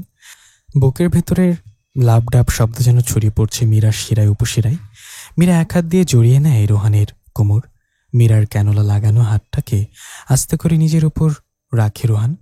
খুব সন্তর্পণে দুহাত দিয়ে মীরাকে জড়িয়ে রাখে সে। মীরার কানের কাছে খুব আস্তে করে বলে, আমার নিজের চেয়েও তোমার অস্তিত্ব আমার কাছে বেশি দামি। আমি তোমাকে হারানোর ঝুঁকি আর নিতে চাই না। কাল কি হয়েছিল? ওই লোকটাই বা কে ছিল? তুমি কি আমায় কিছু জানাবে? এখন না মীরু, তুমি এখন ক্লান্ত অসুস্থ, যা জানার তা পরে জানলেও চলবে। বিরোধভাস করে ওঠে মীরা, আমি মোটেও অসুস্থ নই, বলুন না আমায়। ওই লোক নীরাকে কিডন্যাপ করেছিল, তার মানে নীরা সত্যি কথা বলতো? কাম ডাউন মীরা, এত উত্তেজিত হতে মানা করেছে তোমায় ডক্টর। তোমার সব প্রশ্নের উত্তর তুমি পাবে, তবে ধীরে ধীরে। মীরা হাল ছেড়ে দিল। রোহান একবার যখন না করেছে তো মীরা হাজার মাথা কটলেও সে কিছু বলবে না, তাই বেশি উচ্চবাক্য না করে রোহানের বুকের কাছে পড়ে রইল সে। রোহানের হাতের আঙ্গুলগুলি অবিশ্রান্তভাবে মীরার চুলের ভেতর চলছে। হঠাৎ কেবিনের দরজায় আওয়াজ হওয়াতে খানিকটা বসে রইল। আস্তে করে মীরাকে বালিশের সাথে ঠেস দিয়ে বসিয়ে দেয়। কেবিনের ভেতর প্রবেশ করে মীরার মা বাবা। ওর মা এসে আগেই মেয়েকে বুকের সাথে জড়িয়ে নেয়। মাথায় হাত বুলিয়ে দিয়ে বলেন, জামাই যখন ফোন করে বলল তোকে পাওয়া যাচ্ছে না, আমার মন ডেকে উঠেছিল। মা কালীকে কত ডেকেছি, ঠিক হয়ে যাবে দেখিস মা। মাকে কতক্ষণ জড়িয়ে ধরে রইল মীরা। কতদিন হলো মায়ের কাছে যায় না। বিয়ের পর মাত্র 2 দিনের জন্য গিয়ে বাপের বাড়ি থেকে ছিল।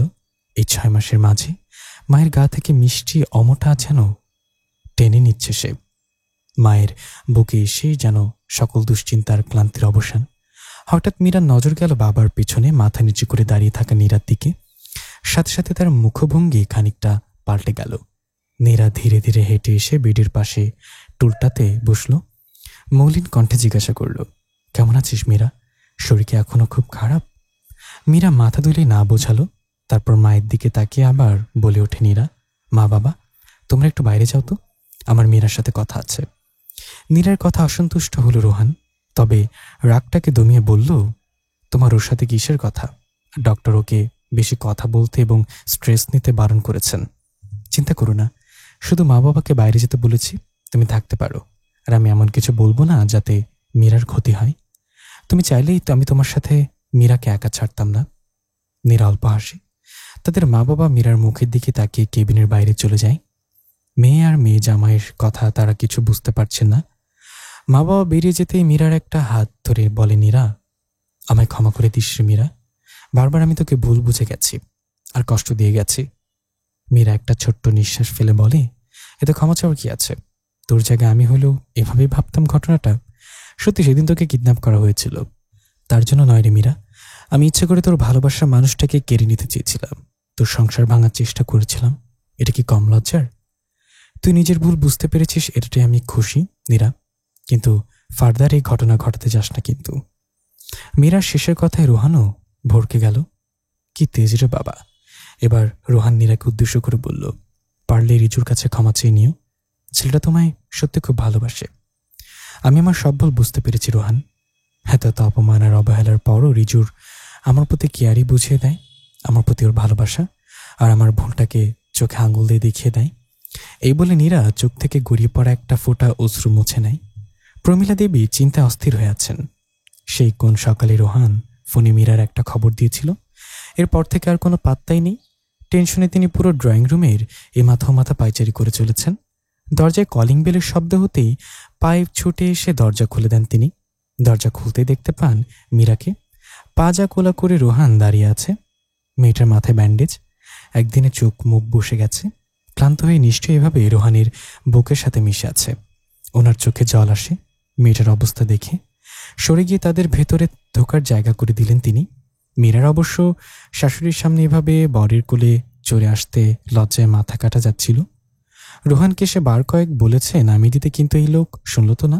তাই লজ্জার হাত থেকে নিস্তার পেতে ঘুমের ভান ধরে রোহানের সাথে মিশে আছে এভাবে। ওকে নিয়ে সোজা ঘরে চলে যাও রোহান। মেয়েটার উপর দিয়ে যা ঝড় বয়ে গেল। আর আহনাফের কি ব্যবস্থা করলে? ওকে মেন্টাল অ্যাসাইলামে নিয়ে যাওয়া হয়েছে মা।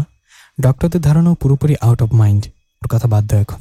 হ্যাঁ, তুমি মীরাকে নিয়ে যাও, আমি খাবার পাঠাচ্ছি।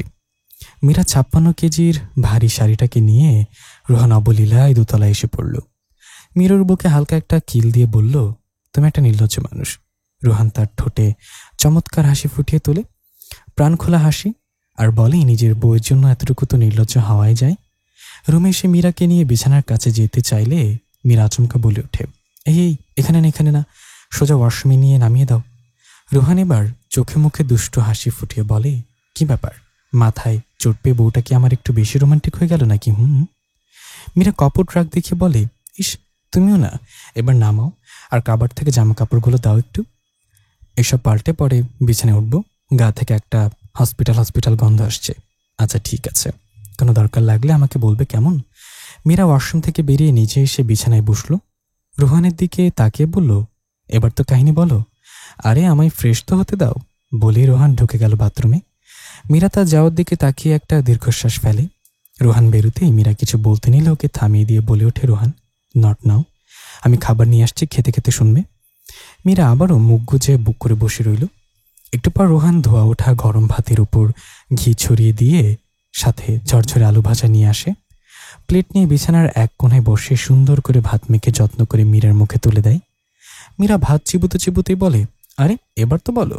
বলছি বাবা, বলছি। আহনাফ ছিল আমার ছোটবেলার বন্ধু। স্কুল, কলেজ, ইউনিভার্সিটি সবই আমরা একসাথে কাটিয়েছি। ওই লোকটা তোমার বন্ধু? বিস্মিত হয় মীরা। ছিল, আমার বন্ধু ছিল মীরা। ছোটকাল থেকেও ভালোই ছিল, কিন্তু ধীরে ধীরে কেমন যেন পাল্টে গেল। আমাদের চেনা আহনাফকে কেউ আমরা খুঁজে পেতাম না। কেমন গম্ভীর, শান্ত, একটু কিছু বললে রেখে যেত। আসলে 13 বছর বয়সে ওর মা মারা গিয়েছিল। সেই ধাক্কাটা হয়তো নিতে পারিনি। আমরা সবাই ভেবেছিলাম হয়তো ধীরে ধীরে ও ঠিক হয়ে যাবে। আমরা সবাই ওকে সময় দিতাম, কিন্তু সমস্যাগুলো সময়ের সাথে সাথে বাড়তে লাগলো। ও কেমন যেন হিংস্র হয়ে উঠতে লাগলো। বেপরোয়া, বেহিসাবি, যা চাই ওর তা লাগবেই। আমরা ওকে বেশি ঘাটতাম না কেউ, কিন্তু দিন দিন ওর আমার প্রতি ভাবমূর্তি পাল্টাতে লাগলো। ও আমাকে কম্পিটিটর ভাবতে শুরু করলো। কথার এক ক্ষেত্রে এসে একটা দীর্ঘশ্বাস যেন গোপন করল রোহান। আবার বলল, কিন্তু বিশ্বাস করো, আমি বা আমার ফ্রেন্ড সার্কেলের কেউ এখনো কোনো রকম বাজে ব্যবহার করিনি, বরং ওকে সাপোর্ট করতাম। কিন্তু আমরা ভুল ছিলাম। ওর অবস্থা ভালো না হয়ে আরো খারাপ হতে শুরু করলো। ও একটা সাইকোতে পরিণত হলো, আর ওর বাবাকে ও সময় দিতে পারতো না। আমার মনে হয় ও খুব বাজে সিচুয়েশন দিয়ে যাচ্ছিল, কিন্তু আহনাফ সেটা থেকে বের হতে চাইতো না। আমরা অনেক চেষ্টা করেছিলাম ওকে ঠিক করার, কিন্তু আমরা কিছুতেই করতে পারিনি। জানো, আমাদের সাথে একটা মেয়ে পড়তো, নীলিমা বলে, মধ্যবিত্ত পরিবারের খুব ভালো মেয়ে। তখন আমরা সবাই মাস্টার্সে পড়ি।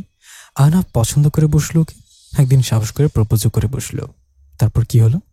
ওই আপুটা অ্যাকসেপ্ট করেছিল? জানতে চাইল মীরা। না, নীলিমা ওকে রিজেক্ট করেছিল, কারণ আমাদের ব্যাচের প্রায় সবাই জানতো ওর এই অবস্থার কথা। আর কেউ কি জেনে শুনে এমন একটা মানুষের সাথে জীবন জড়াতে চাইবে? নীলিমাও চাইনি, কিন্তু তার রিজেকশনের দাম যে এত বড় হবে তা আমরা কেউ ভাবতে পারিনি। কেন, কি হয়েছিল? মীরার প্রচুর কৌতূহল নিয়ে জানতে চাইল। ততক্ষণে ওর খাওয়া শেষ। মীরার মুখটা সযত্নে মুছে দিয়ে বলল, রোহান, তারপর একটা অ্যাক্সিডেন্ট। নীলিমা পুরো প্যারালাইসিসড হয়ে গেল। ওর শরীরের নিচের অংশ পুরোটাই অবশ হয়ে যায়। এমন কি করে হলো? মীরার কণ্ঠে বিস্ময়। আহনাফ ওর গাড়ি নিয়ে নীলিমার অ্যাক্সিডেন্ট করেছিল, শুধুমাত্র রিজেকশন সহ্য করতে না পেরে। একটা মানুষ এতটা অমানবিক কি করে হতে পারে? অ্যান্ড গেস হোয়াট, আহনাফ কিন্তু নীলিমাকে বিয়ে করেছিল। কিভাবে? আগে বলেছে নীলিমা মধ্যবিত্ত পরিবারের মেয়ে, তাই যখন আহনাফ ওর বাবার কাছে তার পঙ্গু প্রায় মেয়ের জন্য বিয়ের প্রস্তাব নিয়ে যায়, তখন নীলিমার বাবা না করেনি। একজন মধ্যবিত্ত বাবা এর চেয়ে আর বেশি কি বা চাইবে? ও my god, O my god, একটা মানুষ এত ক্রাইম মাইন্ডেড কি করে হতে পারে? এটা ভেবেই মীরার আত্মার জল শুকিয়ে গেল। আচ্ছা, সবই বুঝলাম, কিন্তু তোমার বন্ধু নীরাকে কেন কিডন্যাপ করলো? এতে কি স্বার্থ? বললাম না, ও কোনো একটা কারণে আমায় নিজের শত্রু ভাবতে শুরু করে। এইভাবে যে আমার হবু বউকে তুলে নিয়ে গেলে তো আর আমার বিয়ে হচ্ছে না, কী সব চিন্তাভাবনা। কিন্তু ওর এই কাজ তো আমার জন্য শাপে বর হয়ে গেল। যখন দেখলো নীরাকে কিডন্যাপ করে কোনো লাভই হলো না, তাই এবার মোক্ষম অস্ত্র হিসেবে তোমায় কিডন্যাপ করে আমায় ঘোরাতে চেয়েছিল। এইসব টেন্ডার কোডিং, এসব ফাও কথা। দেখো তো, এসবের কোনো মানে হয়? রোহানের সব কথা শুনে মীরার আক্কেল গুরুম হয়ে গেল। কি বলছে সব? জাস্ট একজন মানুষ খামখেয়ালিপনা করতে গিয়ে তাদের দু বোনকে কিডন্যাপ করে ফেললো। এটা কি ভাই? কিন্তু পরক্ষণে ভুরুকুচকে বলল, সবই বুঝলাম, কিন্তু নীরাকে কিডন্যাপ করায় তোমার সাপে বড় হলো মানে? আর নীরাকে যদি কিডন্যাপ করা হয়ে থাকে তাহলে ওই চিঠি কোথা থেকে এলো? আর রিজুদার সাথে বিয়েটাই বা হলো কিভাবে? মানে আসলে ওই আর কি। রোহান এবার আমতা করতে লাগলো। মীরা বলল, মানে আসলে না করে এবার বলে ফেলো। আসলে নীরাকে আমি আর রিজুদা কিডন্যাপ করার প্ল্যান করেছিলাম। রোহানের কথা শুনে কপালে হাত দিয়ে বসে থাকে নীরা। মানে নীরাকে কতজন মিলে কিডন্যাপ করতে চেয়েছিল? আমায় একটু বলবে? হে ঈশ্বর, সময় হলে আর অনেক কিছু জানবে তুমি, শোনা। বলি রোহান খাবারের প্লেটটা নিয়ে উঠে চলে যায়। আর মীরা ধ্যানগ্রস্ত হয়ে বসে রইল। কি হচ্ছে এসব? জিপের জানলা দিয়ে মাথা বের করতে এক ঝাঁক উদ্দাম বুনো পাহাড়ি বাতাস ছুঁয়ে যায় মীরার মুখ। সে প্রাণভনে টেনে নেয় সেই মেঘে সিক্ত জঙ্গলি বাতাস। পাশের সিট থেকে রোহান মৃদু স্বরে ধমক দেয়, কি করছো কি? পাহাড়ি রাস্তায় এভাবে মাথা বের করতে হয় না। কখন মুখে এসে গাছের ডালের আঘাত লাগবে। ইস, এখানে এসব বকাঝকা, তাই না? রোহান একগাল হেসে বলে, দার্জিলিং শহর পৌঁছে নেই, তারপর মন ভরে বাতাস খেয়ে নিও কেমন? মীরা কোনো জবাব না দিয়ে জানলা দিয়ে বাইরে তাকায়। পাহাড়ি রাস্তা চিরে তাদের জিপ ছুটে চলেছে শিলিগুড়ি থেকে দার্জিলিংয়ের পথে। যদিও এখন দুপুর, তবু আশেপাশের পাহাড়ের চূড়ায় মেঘের ছড়াছড়ি। চলন্ত জিপ গাড়িটা যখন রাস্তার মোড়ে মোড়ে বাঁক নিচ্ছে, সাথে সাথে যেন প্রকাশিত হচ্ছে পাহাড়ের গায়ের বুনো সৌন্দর্য। আহ, কে অপরূপ পাহাড়ের দৃশ্য বলি। রোহিণী রোড থেকে যখন জিপ কার্শিয়ং গ্রামে পেরুল, ঠিক তখনই আড়াল থেকে উকি দিল কাঞ্চনজঙ্ঘা। পুরো রাস্তায় কাঞ্চনজঙ্ঘা তাদের সাথে লুকোচুরি খেলল। মীরা মুগ্ধ দৃষ্টিতে দেখতে লাগলো কাঞ্চনজঙ্ঘার সেই রূপ। রোহান মীরার দিকে তাকিয়ে বলল, এখনো তো কিছু দেখনি তুমি ম্যাডাম, নিজেকে মুগ্ধতাতে সংরক্ষণ করো, এখন অনেক মুগ্ধ হওয়া বাকি এখনো। তুমি কি করে জানলে পাহাড় আমার এত পছন্দ? উচ্ছ্বাসিত হয়ে জানতে চাই মীরা, তোমার যে পাহাড় এত পছন্দ তা আমি জানতাম না। তবে বছর 3 আগে বন্ধুরা মিলে দার্জিলিং ট্যুরে এসেছিলাম, তখনই টাইগার হিলে সূর্যোদয় দেখে মুগ্ধ হয়ে গিয়েছিলাম। তো এটা আমার প্ল্যানই ছিল, বউকে নিয়ে তো একবার আসতেই হবে এখানে। তাই বলে তুমি আমার 2 দিন আগে জানাবে? এত তাড়াতাড়ি প্ল্যান করার কি ছিল? কই তাড়াতাড়ি, বললাম না 3 বছর আগে থেকে আমার ইচ্ছা বউকে নিয়ে ঘুরতে আসবো। তবে বিয়ের পরপর অফিসের এত কাজের চাপ ছিল, আর মাঝে একটা অপ্রীতিকর ঘটনা ঘটে গেল। তার উপর আবার মাঝে ছিল ডিসেম্বর জানুয়ারি মাস, দার্জিলিংয়ের অফ সিজন। কেন কেন কেন অফ সিজন কেন? কারণ এই 2 মাস এখানে প্রচুর তুষারপাত হয়। যদিও অনেক ট্যুরিস্ট আসেন, তবে আমি বাদই দিলাম। আর এখন দেখো, মার্চ মাস মানে বসন্তকাল, আর বসন্তকাল হচ্ছে হানিমুনের জন্য পারফেক্ট। ইস, কি জ্ঞানী লোক আমার। একজন মহাপুরুষ বলেছেন, তুমি যদি বিয়ের 1 বছরের মাঝে হানিমুন না সারো তো তোমার আর হানিমুন হবে না। চুপ করো তো। এই বলে মীরা আবার জানলা দিয়ে বাইরে তাকালো। তাদের জিপ চলছে সবুজ চা বাগানের আঁকাবাঁকা সরু রাস্তা ধরে। জিপের ভেতর অনেকেই নিজেদের মাঝে গুটুর গুটুর করছে। একটা বড় বাজারের মতো জায়গাতে পৌঁছাতেই বোর্ডে বড় করে ইংরেজি হরফে লেখা আছে ঘুম। মীরা অবাক হয়ে জিজ্ঞাসা করল, ঘুম কি গো? এই জায়গাটার নামই ঘুম মীরা। মীরা যারপনরাই আশ্চর্য হয়ে ভাবল, জায়গার নাম ঘুম? সে যাকগে। গাড়ি যখন ঘুম স্টেশন ক্রস করলো তারপরই কাঞ্চনজঙ্ঘার পারফেক্ট ভিউ পাওয়া গেল, যাকে বলে অপূর্ব দর্শন। বিকেল 4টার দিকে জিপ তাদের চকবাজার বলে একটা জায়গায় নামিয়ে দিল। মীরা আশেপাশে চোখ বুলিয়ে দেখল প্রচুর মানুষের ভিড়। পাহাড়ি উপজাতিদের সাথে অনেক বাঙালিরাও রয়েছে। দেখে বোঝা যাচ্ছে যে এরা সবাই প্রায় ট্যুরিস্ট। রোহান আগেই চকবাজারের কাছেই 2 দিনের জন্য হোটেল রুম বুক করে রেখেছিল। সন্ধ্যা হওয়ার আগেই তারা হোটেলে চেক ইন করে নিল। হোটেলটাকে রীতিমতো সুন্দরী বলা চলে। পুরো হোটেলটাই কাঠের তৈরি। কাঠের দেয়াল, মেঝে, সিলিং। তাদের রুম ছিল দোতলায়। রুমটা বেশ পরিপাটি। মাঝারি সাইজের রুমে 2 জনের একটা বেড, সাথে বড় জানালা, তার সাথে বসার জন্য 2টো বেতের সোফা, মাঝে একটা সেন্টার টেবিল, টিভি, ওয়াইফাই সহ যাবতীয় সুবিধাদি রয়েছে রুমে। রুমে এসে আগেই হিটার অন করল মীরা, কারণ ঠান্ডা যে কত প্রকার কি তা দার্জিলিং শহরে ঢুকেই তার বোঝা হয়ে গেছে। ভীষণ ক্লান্তিতে নরম বিছানায় গায়ে লিয়ে দেয় সে। ঢাকা থেকে এতটা জার্নি করে শরীরের আর কোনো এনার্জি অবশিষ্ট নেই তার। রোহান ওয়াশরুম থেকে বেরিয়ে বলে, ফ্রেশ একটু ঘুমিয়ে নাও, সন্ধ্যার দিকে বাইরে যাব। বিছানার পাশে জানলাটা খুলে দিল রোহান। এদিকে তাকালে চোখে পড়ে দূর পাহাড়ের গায়ে লেগে থাকা ছোট ছোট জনবসতি। পাহাড়ের গায়ে মেঘের লুকোচুরি খেলা। সন্ধ্যা নেমে এসেছে শহরের বুকে। খোলা জানলা দিয়ে হু হু করে পাহাড়িয়া বাতাস ঘরে ঢুকে পড়ছে। রোহান মীরাকে ডেকে তুলল, বলল, চলো বাইরে থেকে ডিনারটা সেরে আসি। মীরা অবাক হয়ে বলে, এক্ষুনি? মাত্রই তো 6টা বাজে। জি ম্যাডাম। কেন রাত 8টার পর দার্জিলিং শহর ঘুমিয়ে যায়, তখন না কিছু খেতে পারবে আর না কিছু দেখতে পাবে। তাই জলদি রেডি হও, আর ভারী জ্যাকেট আর একটা শাল নিয়ে নাও, বাইরে কিন্তু প্রচণ্ড ঠান্ডা। রোহানের কথা মতো মীরা তৈরি হয়ে বাইরে আসে। ততক্ষণে রোহান এক ট্যাক্সি ড্রাইভারের সাথে কথা বলে কাল সকালের জন্য ট্যাক্সির 2টো সিট নিজেদের জন্য ঠিক করে রাখলো। আজ রাতেই ট্যাক্সি ঠিক না করলে তার কাল এত ভোরে টাইগার হিল পৌঁছাতে পারবে না। মীরা একটা ব্লু ডেনিমের প্যান্টের সাথে হাঁটু অব্দি লম্বা সুতির স্কার্ট পরেছে। তার উপর চড়িয়েছে মোটা লেদার জ্যাকেট। লং লেয়ার চুলগুলোকে প্যানিটেইল করা, পায়ে হাইনেক কেটস। রোহান মীরাকে এক নজর দেখে বলল, উফ, আমার এই বউটাকে যে আমি কোথায় লুকাই। প্রত্যুত্তরে মীরা একটা প্রশ্রয় মিশ্রিত হাসি দিয়ে সামনে এগিয়ে গেল। রাস্তার বাঁকটা নিতে দেখা গেল গোধূলির শেষ আলোয় বিষণ্ণ 2টো কাঠের বেঞ্চ। বেঞ্চের মাঝে এক ঝাঁক নেপালি মুখ, তাদের লাল লাল, তাদের চোখের উজ্জ্বল দৃষ্টি, তাদের চাপটা ঠোঁটের মিষ্টি হাসি। সামনে রেলিংয়ের গায়ে মত্ত 2 জন প্রেমিক প্রেমিকা। সারা পৃথিবীর এই ব্যস্ততার মাঝে তারা যেন হারিয়ে গেছে নিজেদের প্রেমের তীব্র গভীরতায়। আস্তে আস্তে সন্ধ্যা নামছে পাহাড়ের বুকে। দূরের কাঠের বাড়িগুলোতে আলো জ্বলা শুরু হয়েছে। চোখের সামনে শুধুই নীল মেঘের দল, তাতে ডুব দিয়েছে কিছু সুন্দরী পাহাড়ি কন্যা। ম্যালের সমস্ত আলো জ্বলে উঠেছে। সেই হলুদ সোডিয়ামের আলোর তলায় সাদা কুয়াশার কণা ভেসে বেড়াচ্ছে। ঘোড়াওয়ালারা তাদের খুচরো পয়সার থলি নিয়ে ঘরে ফিরছে। ম্যালের পাশের মহাকাল মার্কেট আর ম্যাল লোকাল মার্কেট বসেছে তাদের হাজার রকমের সোয়েটার, টুপি, হরেক জিনিস নিয়ে। ম্যালের প্রধান রাস্তা ধরে ওয়াচ টাওয়ারের দিকে পথে যাবার পথে হাঁটতে থাকে, আর নাকে আসলো চকলেট পেস্ট্রির তীব্র গন্ধ, আর কানে কোন জ্যাজ অথবা পপ ইংলিশ গানের সুর ধাক্কা খেল। রোহান এক হাতে মীরার কোমর শক্ত করে ধরে আছে। মীরার এক হাতে জড়িয়ে ধরেছে রোহানের হাত। হেঁটে চলেছে 2 জন ফুটপাত ধরে। রাত বাড়ছে দার্জিলিং শহরে। মেঘের দল আস্তে আস্তে ঘিরে ধরেছে দার্জিলিংকে।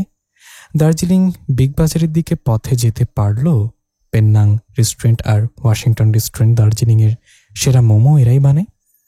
আর মোমো খেতে গেল অবশ্যই, কিন্তু পর্ক মোমো। রোহান 6টা মোমো অর্ডার করলো, সাথে 2 ধরনের চাটনি। আশেপাশে অনেক স্ট্রিট ফুডের কার্ট। দার্জিলিংয়ের অন্যতম প্রধান আকর্ষণই হচ্ছে এখানকার স্ট্রিট ফুড। মোমো খেয়ে একটু পর তারা ঢুকলো আরেকটা রেস্টুরেন্টে রাতের খাবার সারতে। রোহান গরম গরম ভাত আর ঝাল ঝাল চিকেন অর্ডার করলো, তবে বসতে হবে কিছুক্ষণ। মীরা এবার রোহানকে জিজ্ঞাসা করলো, তুমি কিন্তু এখন আমার সব কিছু খোলাসা করে বলনি। আজ সময় আছে, আজ বলো। মানে কি? কি বলিনি তোমায় আমি? ওই যে ওই দিন আমায় কি করে ওই লোকটার থেকে ফিরিয়ে এনেছিলে তা কিন্তু তুমি আমায় এখনো বলনি। বেড়াতে এসে এসব নিয়ে পড়ে থাকবে তুমি? এই চ্যাপ্টারটা বাদ দিলে হয় না? তোমার মনে হয় না যে সবকিছু আমার জানা উচিত? রোহান একটা দীর্ঘশ্বাস ফেলে বলল, আহনাব যে একটা সাইকো এটা তো আমি ভালো করে জানতাম। কেননা যে কি তোমার বোনকে কিডন্যাপ করতে পারে শুধুমাত্র আমার বিয়ের আসরে অপমান করতে, সে আরো অনেক কিছু করতে পারে। সেদিন যখন ওর ফোন এলো আমার কাছে, এরপর আমি লেগে যাই তোমার ফোনের লোকেশন ট্র্যাক করতে। কিন্তু এটা তো আমার একার পক্ষে সম্ভব না, পুলিশে হেল্প লাগবে। কিন্তু অফিসিয়াল ওদের কিছু জানাতে পারবো না। আমার একজন বন্ধু আছে ঢাকা মেট্রোপলিটনের উচ্চপদস্থ কর্মকর্তা, আমি ওকে সবকিছু জানাই। সেও জানতো আহনাফের কথা, তাই আমার আনঅফিসিয়াল ব্যাপারটাকে নিয়ে এগোই। ওর টিম 1 ঘন্টার মধ্যে তোমার লোকেশন খুঁজে বের করে ফেলে। তুমি রাখা হয়েছিল কমলাপুর রেল স্টেশনের আশেপাশে। সিভিল ড্রেসে 3-4 জন পুলিশ মিলে তুমি ওখান থেকে বের করে আনে। তুমি তখন চেতনাহীন। আর যেহেতু আহনাফ মেন্টালি আনস্টেবল, তাই ওকে আর জেল হাজতে না পাঠিয়ে অ্যাসালামে পাঠানো হয়েছে। আচ্ছা, ওই আপুটা কেমন আছে? মানে নীলিমা আপু? ও এখন অক্ষম হয়ে বিছানায় পড়ে রয়েছে। তবে চিন্তার কারণ নেই, আহনাফের বড়লোক বাবা ওকে নিশ্চয়ই ফেলে দেবে না। শুধুমাত্র আহনাফের খামখেয়ালি পনার জন্য কতগুলো প্রাণ সংকটের মুখে। আর নীরার কিডন্যাপিং এর ব্যাপারটা, উফ, এত প্রশ্ন করো কেন তুমি? সব জানতে পারবে বলেছি। এখন খাও তাড়াতাড়ি। রাত 8টার পর কিন্তু এখানে রেস্টুরেন্ট দোকানপাট সব বন্ধ হয়ে যায়, সো ফাস্ট। এই বলে রোহান খাওয়ায় মনোযোগ দিল। হোটেলে ফিরে এসে বলল, মীরা এখন কি করব? সবে তো 8:30 বাজে। কাল সকালে সূর্যোদয় দেখতে চাইলে কম্বল মুড়ি দিয়ে ঘুমিয়ে পড়ো। এই বলে লাইট অফ করে মীরাকে টেনে কম্বলের নিচে নিয়ে আসে রোহান। অ্যালার্মের শব্দে আড়মোড়া ভেঙে বিছানায় উঠে বসল রোহান। যদিও এই হাড় কাঁপানো ঠান্ডায় কম্বলের ওম ত্যাগ করতে মন চায় না, তবে কিছু পেতে হলে তো কিছু ছাড়তেই হবে। সময় এখন রাত 3টার কাছাকাছি। পাশেই মীরা তার কোমর জড়িয়ে ধরে ঘুমের রাজ্যে রয়েছে। মীরার ঘুমটাও ভাঙতে মন চাচ্ছে না, তবু উঠতে তো হবেই। প্রথমে রোহান মৃদুস্বরে ডাকলো, মীরা ওঠো, এখন আমাদের রেডি হয়ে বেরিয়ে পড়তে হবে। কিন্তু এই কথা মীরার কর্ণগোচর হলো না মনে হয়, কেননা মীরার কোনো হোলদোল নেই। রোহান বিছানা ছেড়ে উঠতে উঠতে এবার একটু জোরে বলল, এই যে আমি কিন্তু উঠে গেছি, পরে কিন্তু আমায় দোষ দিতে পারবে না যে তোমায় ডাকিনি আমি। মীরা এক লাফে উঠে বসলো এবার, যা দেখে রোহানের ঠোঁটে মৃদু হাসি ফুটে উঠল। মীরার চোখ জড়িয়ে যাচ্ছে ঘুমে। চোখ বুজে কোনো মতে বলল, এক্ষুনি বেরোতে হবে, মাত্রই তো ঘুমালাম। রোহান কাছে এসে মীরার এলোমেলো চুলগুলোতে হাত দিয়ে ঠিক করতে করতে বলল, পরে এসে ঘুমিও, এখন চলো তো বাবা। এই সানরাইজ মিস করলে কিন্তু তোমার দার্জিলিং ট্যুরটাই বৃথা। রোহান আর মীরা রেডি হয়ে বাইরের দিকে এসে দেখল হোটেলের সামনে তাদেরই সেই ট্যাক্সি ড্রাইভার দাঁড়িয়ে। ড্রাইভারটি বোধহয় বাঙালি। তিনি একগাল হেসে বললেন, দাদা এখনই আপনার ফোন করতাম, জলদি উঠে আসুন। ট্যাক্সিতে আরও একটি কাপল রয়েছে। এত রাত চারপাশে মানুষের ভিড়, রাস্তায় সারি সারি জিপের বহর, চারপাশে এত গাড়ি আর কোলাহলকে আবার অবাক হয় মীরা। এতগুলো মানুষের একটাই গন্তব্য, টাইগার হিল। বাইরে হাড়হিম করা ঠান্ডা, তবে এই ঠান্ডাকে তোয়াক্কা না করেই সবাই বেরিয়ে পড়েছে। রোহান ভালো করে মোটা একটা শাল জড়িয়ে দেয় মীরার গায়ে। যদিও তাদের সবারই জ্যাকেট, টুপি, হাত মোজা, পা মোজা পরা রয়েছে, তবু মনে হচ্ছে শীত যেন কামড়ে ধরছে সারা শরীর। তাদের ট্যাক্সি ছুটে চলেছে পাহাড়ি অন্ধকার রাস্তা ধরে। দুপাশে পাইন গাছের সারি, জঙ্গলের মতো জায়গাগুলোতে কুয়াশায় চারিপাশ আরও ভীতিকর হয়ে রয়েছে। টাইগার হিল জায়গাটি দার্জিলিং শহর থেকে 11 কিলোমিটার দূরে অবস্থিত। এর উচ্চতা প্রায় 7,500 ফুট। সূর্যোদয়ের সময় নিচু উচ্চতায় সূর্যকে দেখতে পাওয়ার আগেই কাঞ্চনজঙ্ঘার শিখরগুলি আলোকিত হয়ে ওঠে, যা টাইগার হিল থেকে খুবই স্পষ্টভাবে দেখতে পাওয়া যায়। তাছাড়াও এখান থেকে আকাশ পরিষ্কার থাকলে দক্ষিণে কার্শিয়াং শহর এবং কিছু দূরে দক্ষিণে তিস্তা নদী, মহানন্দা নদী, বালসন নদ ও মেচি নদীকে সুরপির পথে এঁকে বেঁকে চলতে দেখা যায়। ওখানে পৌঁছে অনেক গাড়ির পেছনে তাদের গাড়ি পার্ক করা হলো। ঘড়িতে সময় তখন 4:30। রোহান শক্ত করে মীরার হাত ধরে সামনে এগোতে লাগলো। প্রায় 10-12 মিনিটের মতো পাহাড়ি আঁকাবাঁকা হাঁটা পথ পেরিয়ে তারা সেই মূল জায়গায়, যেখানে থেকে কিনা ভোরের সূর্যোদয় দেখা যায়, ওখানে পৌঁছালো। ওখানে পৌঁছাতে পৌঁছাতে গিয়ে মীরা রীতিমতো হাঁপ ধরে যায়, যেহেতু জায়গাটা অনেকটা উঁচু। তারা সেখানে পৌঁছে দেখল অজস্র মানুষের ভিড়ে যেন পা ফেলার জায়গা অবধি নেই। কোলাহলে পূর্ণ পুরো জায়গা। হাজার মানুষের পশ্চাৎদেশ ছাড়া আর তেমন কিছুই চোখে পড়ল না তাদের। কিন্তু রোহান মীরাকে 2 হাতে জড়িয়ে ধরে সামনে ভিড় ঠেলে এগিয়ে যেতে লাগলো। কিন্তু সবার মুখ থেকে আফসোসসূচক বাণী বেরিয়ে আসছে, পুরো টাইগার হিল যেন হাহাকার করে উঠল। সামনে তাকিয়ে দেখা গেল পুরো আকাশ কুয়াশায় মোড়ানো। চোখের সামনে 2 হাত দূরের জিনিসটাও দৃষ্টিগোচর হচ্ছে না। তবে কি আজ আর সূর্যোদয় দেখা হবে না? মন খারাপ হয়ে গেল মীরার, আর তার সাথে রোহানেরও। যদিও সে একবার এই সূর্যোদয় উপভোগ করেছে, কিন্তু মীরার জন্য তার খারাপ লাগছে। তবুও সবাই অধীর আগ্রহ অপেক্ষা করতে লাগলো যদি সূর্যদেব একটু কৃপা করেন। রোহান মীরাকে নিয়ে একটু পাশ কাটিয়ে দাঁড়ালো। ঠিক 5 মিনিটের মাথায় পুরো আকাশে একটা সূক্ষ্ম সোনালি রেখা ছড়িয়ে গেল। সবার মাঝে গুঞ্জন শোনা গেল। সবাই হই হই করে হেসে উঠল। বরাত তাহলে সবার এতটা মন্দ নয়। একজন আরেকজনকে ঠেলা ধাক্কা দিয়ে সামনে এগিয়ে যেতে লাগলো। প্রায় সবার হাতেই মোবাইল ফোন। এই যেন এক প্রতিযোগিতা শুরু হয়ে গেল, কে কার আগে এই দৃশ্য মুঠোফোনে বন্দি করবে। আস্তে আস্তে পুরো আকাশ ছড়িয়ে গেল সোনালি আভা। কেউ যেন গোটা আকাশে আঙ্গুলের স্ফুলিঙ্গ জ্বালিয়ে দিয়েছে। কাঞ্চনজঙ্ঘার পেছন থেকে ধীরে ধীরে সূর্য বের হতে হতেই যেন টুপ করে পাহাড়ের চূড়ায় উঠে গেল। সূর্যটাকে দেখে তখন ঠিক মনে হচ্ছিল অগ্নিগোলক। সূর্যের প্রথম কিরণ কাঞ্চনজঙ্ঘার চূড়ায় লাগতেই যেন শুভ্র কাঞ্চনজঙ্ঘার রূপ বেড়ে গেল বহুগুণ। আস্তে আস্তে সে আলোয় ছুটে গেল গোটা কাঞ্চনজঙ্ঘা।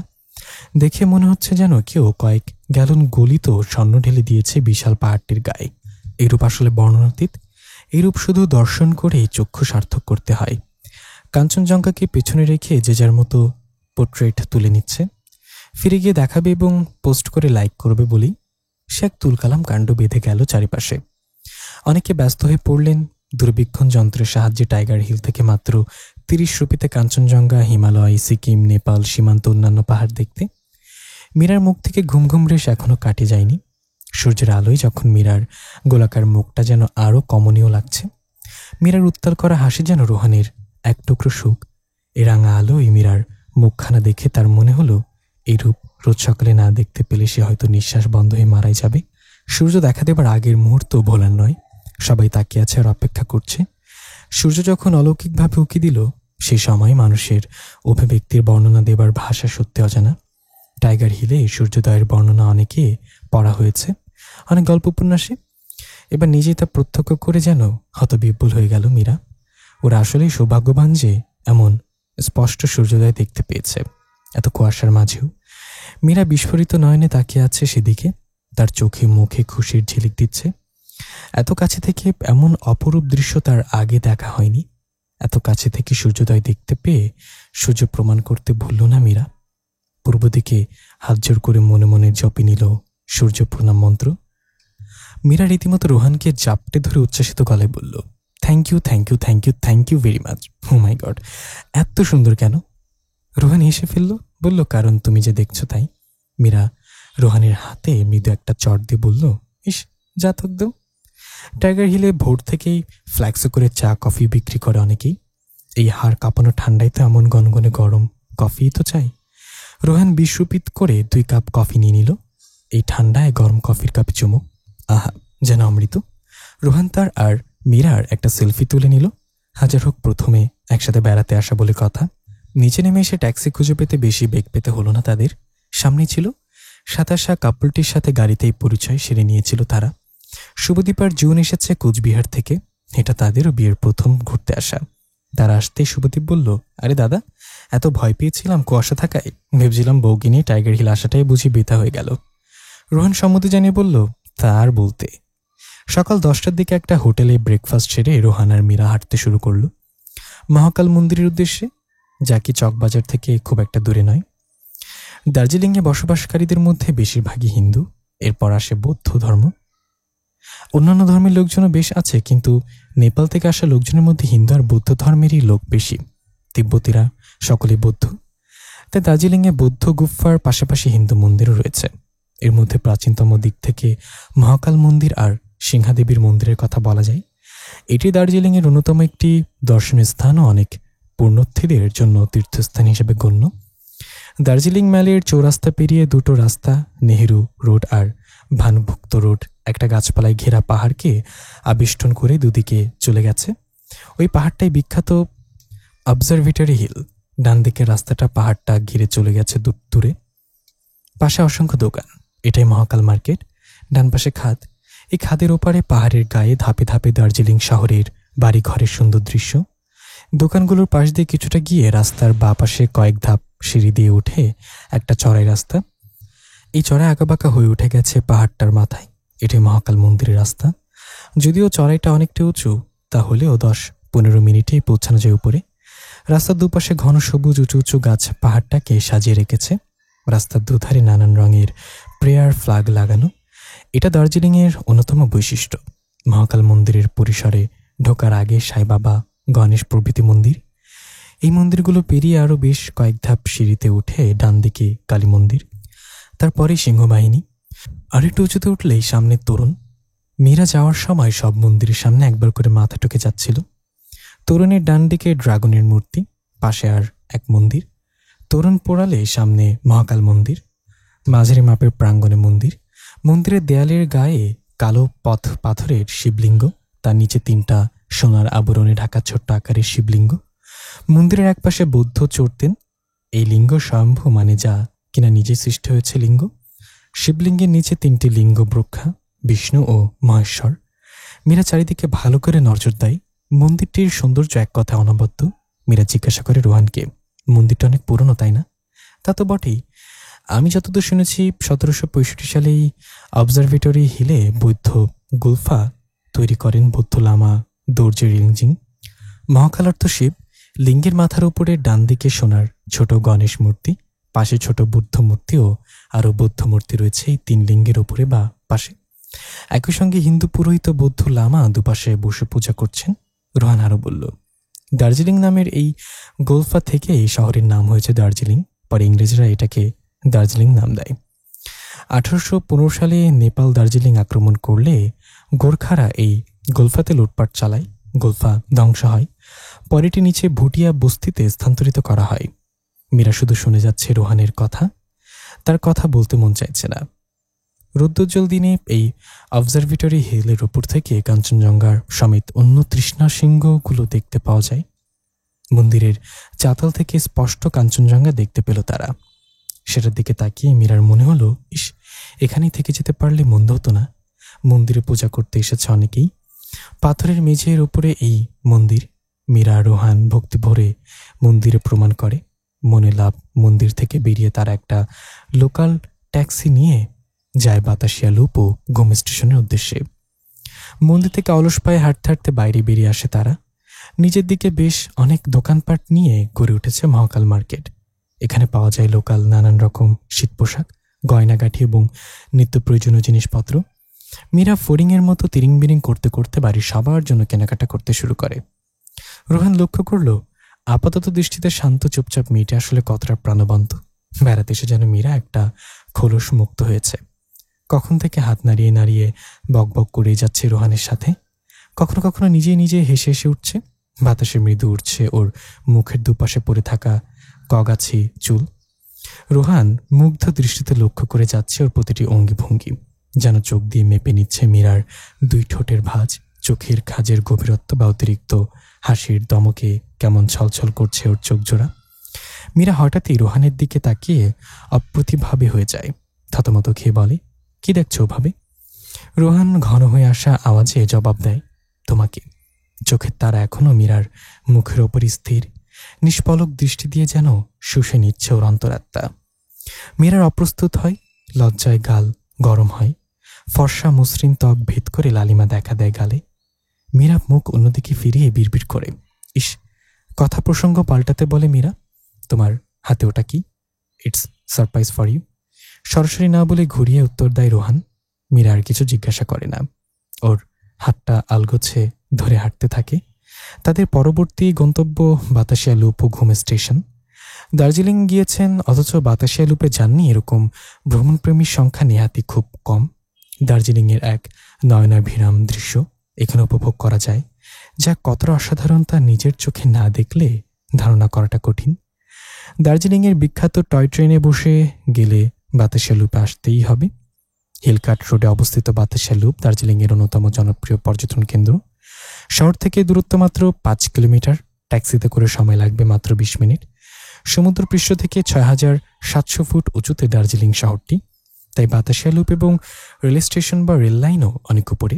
এটি ভারতীয় রেলের সর্বোচ্চ রেল স্টেশন। বাতাসে অর্থ বাতাসের জায়গা, লুপ মানে বাঘ। এখান থেকে সরাসরি কাঞ্চনজঙ্ঘা, অন্নপূর্ণা ও অন্যান্য হিমালয় শৃঙ্গের চূড়া দেখতে পাওয়া যায়। এই লুপের চারপাশে নানান প্রজাতির ফুলের সমাহার। পিন্টারেস্ট মূলত পাহাড়ের শীর্ষে অবস্থিত এই কেন্দ্রটি দেখতে অনেকটাই তাই মালভূমির মতো, কোথাও উঁচু কোথাও নিচু। ব্রিটিশরা দার্জিলিংকে তাদের গ্রীষ্মকালীন অবসর যাপনের কেন্দ্র হিসেবে গড়ে তুলতে চেয়েছিলেন, যার ফলস্বরূপ 1919 সালে প্রতিষ্ঠিত হয় বাতাসিয়া লুপ। বাতাসিয়া লুপের প্রবেশপথে রয়েছে স্ট্রিট ফুডের সম্ভার, ভেতরে বিশাল এক চত্বর, সাজানো গোছানো ছিমছাম পরিবেশ, বিশাল ফুলের বাগান। মুগ্ধ দৃষ্টিতে মীরা চারপাশে নজর বুলিয়ে যাচ্ছে। কখন যে রোহানের থেকে একটু পিছিয়ে পড়ল। আশপাশে প্রচুর পর্যটকের ভিড়, সবাই নিজেদের মতো ব্যস্ত। হঠাৎ নজর গেল পাশে 2-3টে ছেলে মীরার দিকে কেমন একটা নজরে তাকিয়ে আছে, কেমন একটা বিশ্রী ইঙ্গিত করছে। মীরার গা ঘিন ঘিন করে উঠল। এক ছুটে এসে রোহানের গায়ের সাথে সংকুচিত হয়ে দাঁড়ালো। রোহান ভ্রুকুচকে মীরার দিকে তাকিয়ে জানতে চাইল কি হয়েছে।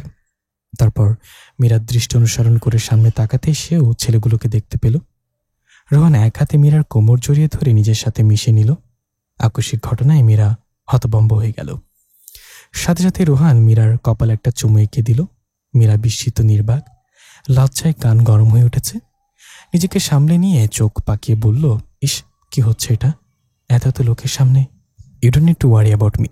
আমি সবাইকে চোখে আঙুল দিয়ে দেখিয়ে দিচ্ছি, it's my property, the territory belongs to me. রেহানের মুখে তীব্র অধিকারবোধ, এর সাথে রয়েছে মীরার প্রতি অগাধ ভালোবাসার বহিঃপ্রকাশ। মীরা তাকিয়ে দেখল ততক্ষণে ছেলেগুলো ওর দিক থেকে নজর ফিরে খানিকটা দূরে গিয়ে দাঁড়িয়েছে। সবুজে ছাওয়া ঘাস, পাতাবাহার, লতাবাহার ইত্যাদি বাঁধানো পথ, চত্বরের মাঝখানে বিশাল উঁচু কালচে গোলাকার স্তম্ভ। 1988 সালে স্বাধীনতা যুদ্ধে নিহতদের স্মরণে তৈরি হয়েছে বাতাসিয়া লুপ। বৃষ্টি থেকে রক্ষা কিংবা বিশ্রামের নেয়ার জন্য কিছু ছাউনিও রয়েছে। বাগানের একপাশে দাঁড়ালেই দেখতে পাওয়া যায় টয় ট্রেন। এই টয় ট্রেনে ওঠার প্রধান আকর্ষণ হচ্ছে এর মধ্যে চেপে বাতাসিয়া লুপ পার হওয়া যায়। ছোট খেলনা রেলগাড়িটা যখন ঝিকঝিক করে হুইসেল বাজিয়ে সবুজ ঘাসে মোড়া নানান রঙের ফুলের বাগানে চক্রাকারে ঘুরতে ঘুরতে এগিয়ে আসবে, দাঁড়াবে, আবার পাক্ষে চলে যাবে, তখন মন্ত্রমুগ্ধের মতো চেয়ে থাকা ছাড়া উপায় নেই। লুপের বাইরে একটু নিচের দিকে নেমেই পাওয়া গেল নানান ধরনের রেস্টুরেন্ট। একটি রেস্টুরেন্টে ঢুকে তারা দুপুরের খাবার সেরে নিল। বাতাসিয়া লুপ এবং আশেপাশের সাইট সিং করে যখন তারা হোস্টেলে ফিরে এলো তখন দুপুর 3টা।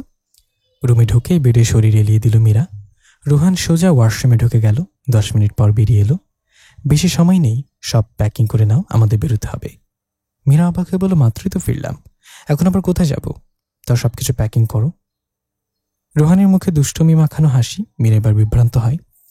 সকালবেলায় নাম না জানা পাখিদের কোলাকুলিতে ঘুম ভেঙে যায় মীরার। হালকা চোখ পিটপিট করে চাইতেই দেখে পাশে রোহান উপর হয়ে ঘুমিয়ে আছে। মানুষটা ঘুমন্ত চেহারায় কি যেন একটা মা। মীরা আলতো করে ছুঁয়ে দেয় রোহানের চোখের পাতা, ঠোঁট, চিবুক। হোমস্টের কাচের জানলা ভেদ করে এক মুঠো নরম রোদ এসে পড়ছে মেঝের ওপর। একটু ভালোভাবে কান পাততে শোনা যাচ্ছে খাদের কিনারায় ঝর্ণার কলকল শব্দ।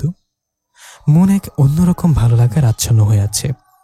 রোহানের লোমশ বুকে মাথা ঠেকিয়ে তার শরীরের নিজস্ব গন্ধটাকে নাকে টেনে নেয় সে। ভেজার ঠোঁট জোড়া আলতো করে ছুঁয়ে যায় রোহানের গলার ভাঁজে। প্রত্যুত্তরে তাকে জড়িয়ে ধরা হাতের বাঁধনটুকু শক্ত করে ধরে আরেকটু।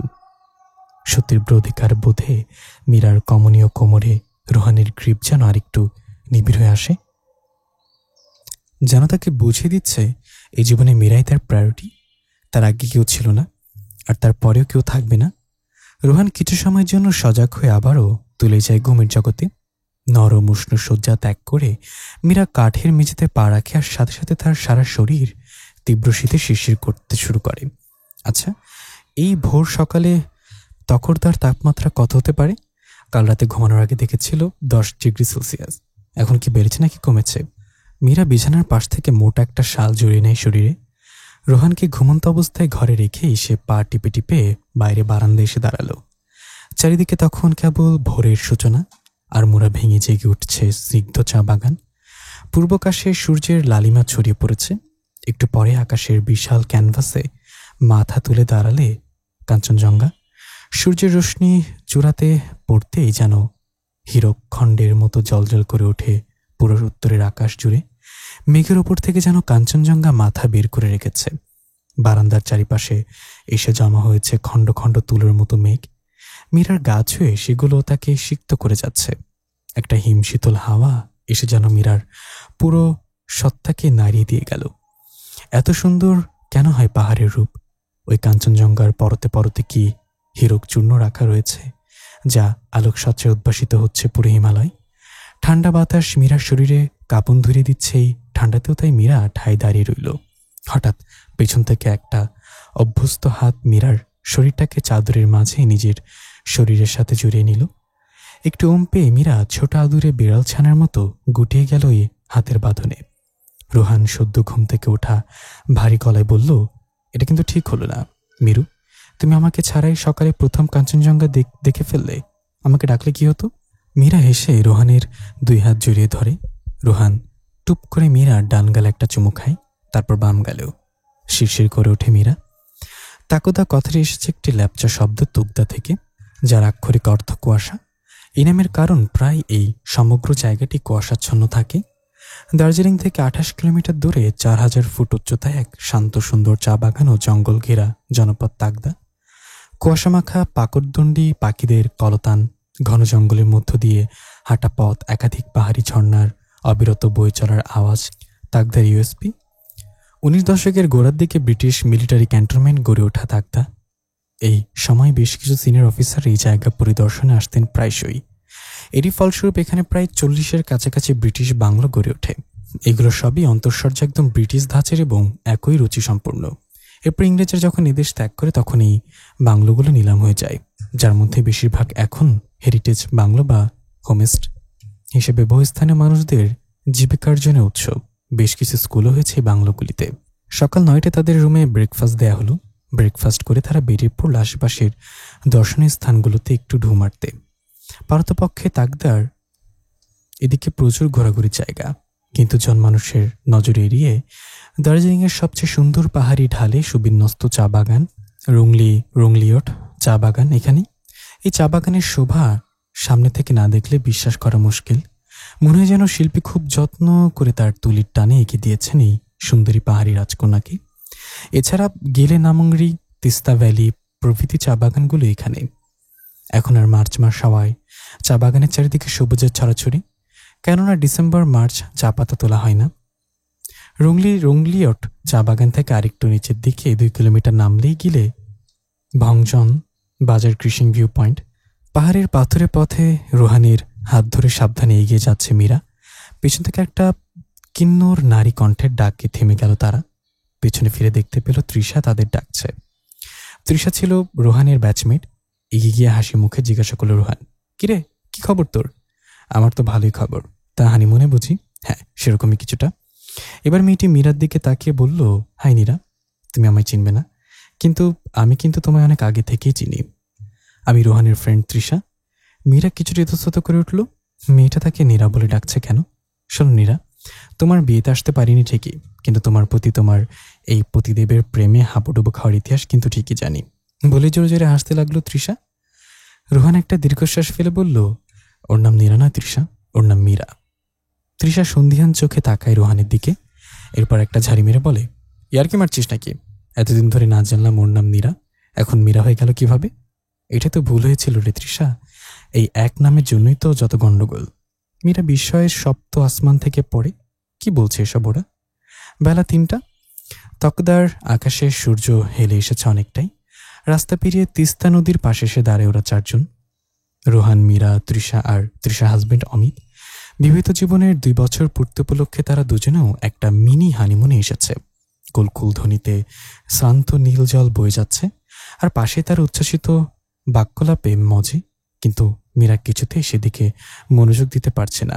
তার দৃষ্টি তখন অসীম নীল আকাশের পানে। ভেবে চলেছে একটু আগে তৃষার বলা কথাগুলো, আর তার রোহানের বিয়েতে যে কোনো একটা গড়বড় হয়েছে তা সে ভালোভাবেই বুঝতে পারছে। এই যে ভাবি, কি এত ভাবছেন? তৃষার ডাকে চমকে সেই দিকে তাকায় মীরা। পাশের 3 জোড়া চোখের দৃষ্টি তখন তার উপর। মীরা অপ্রস্তুত হাসে। রোহান তখন হালকা করে তার একটা হাত জড়িয়ে নিয়ে বলে, তুমি ঠিক আছো? শরীর খারাপ লাগছে? মীরা দুপাশে মাথা নাড়ায়, বোঝে সে ঠিক আছে। তারপর আস্তে করে বলে, আচ্ছা আপু, ওই সময় তুমি কি যেন বলছিলে আমার নাম নিয়ে? মীরার প্রশ্ন শুনে ফিক করে হেসে তৃষা, তারপর বলে, ও তাহলে এই ব্যাপার, এটা নিয়ে তুমি ভাবছো? তারপর আবার রোহানের দিকে তাকিয়ে বলে, এই তুই কি কিছু জানাসনি? রোহান হালকা করে বলল, জানানোটা এতটা প্রয়োজন মনে করিনি। তুই কি কিছু জানাসনি ওকে?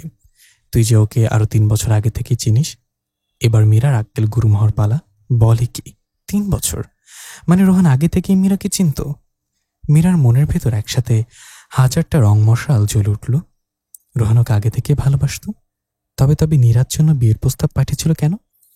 তৃষা আবারও বলা শুরু করে, ধন্যী ছেলে তুই, মায়েরই।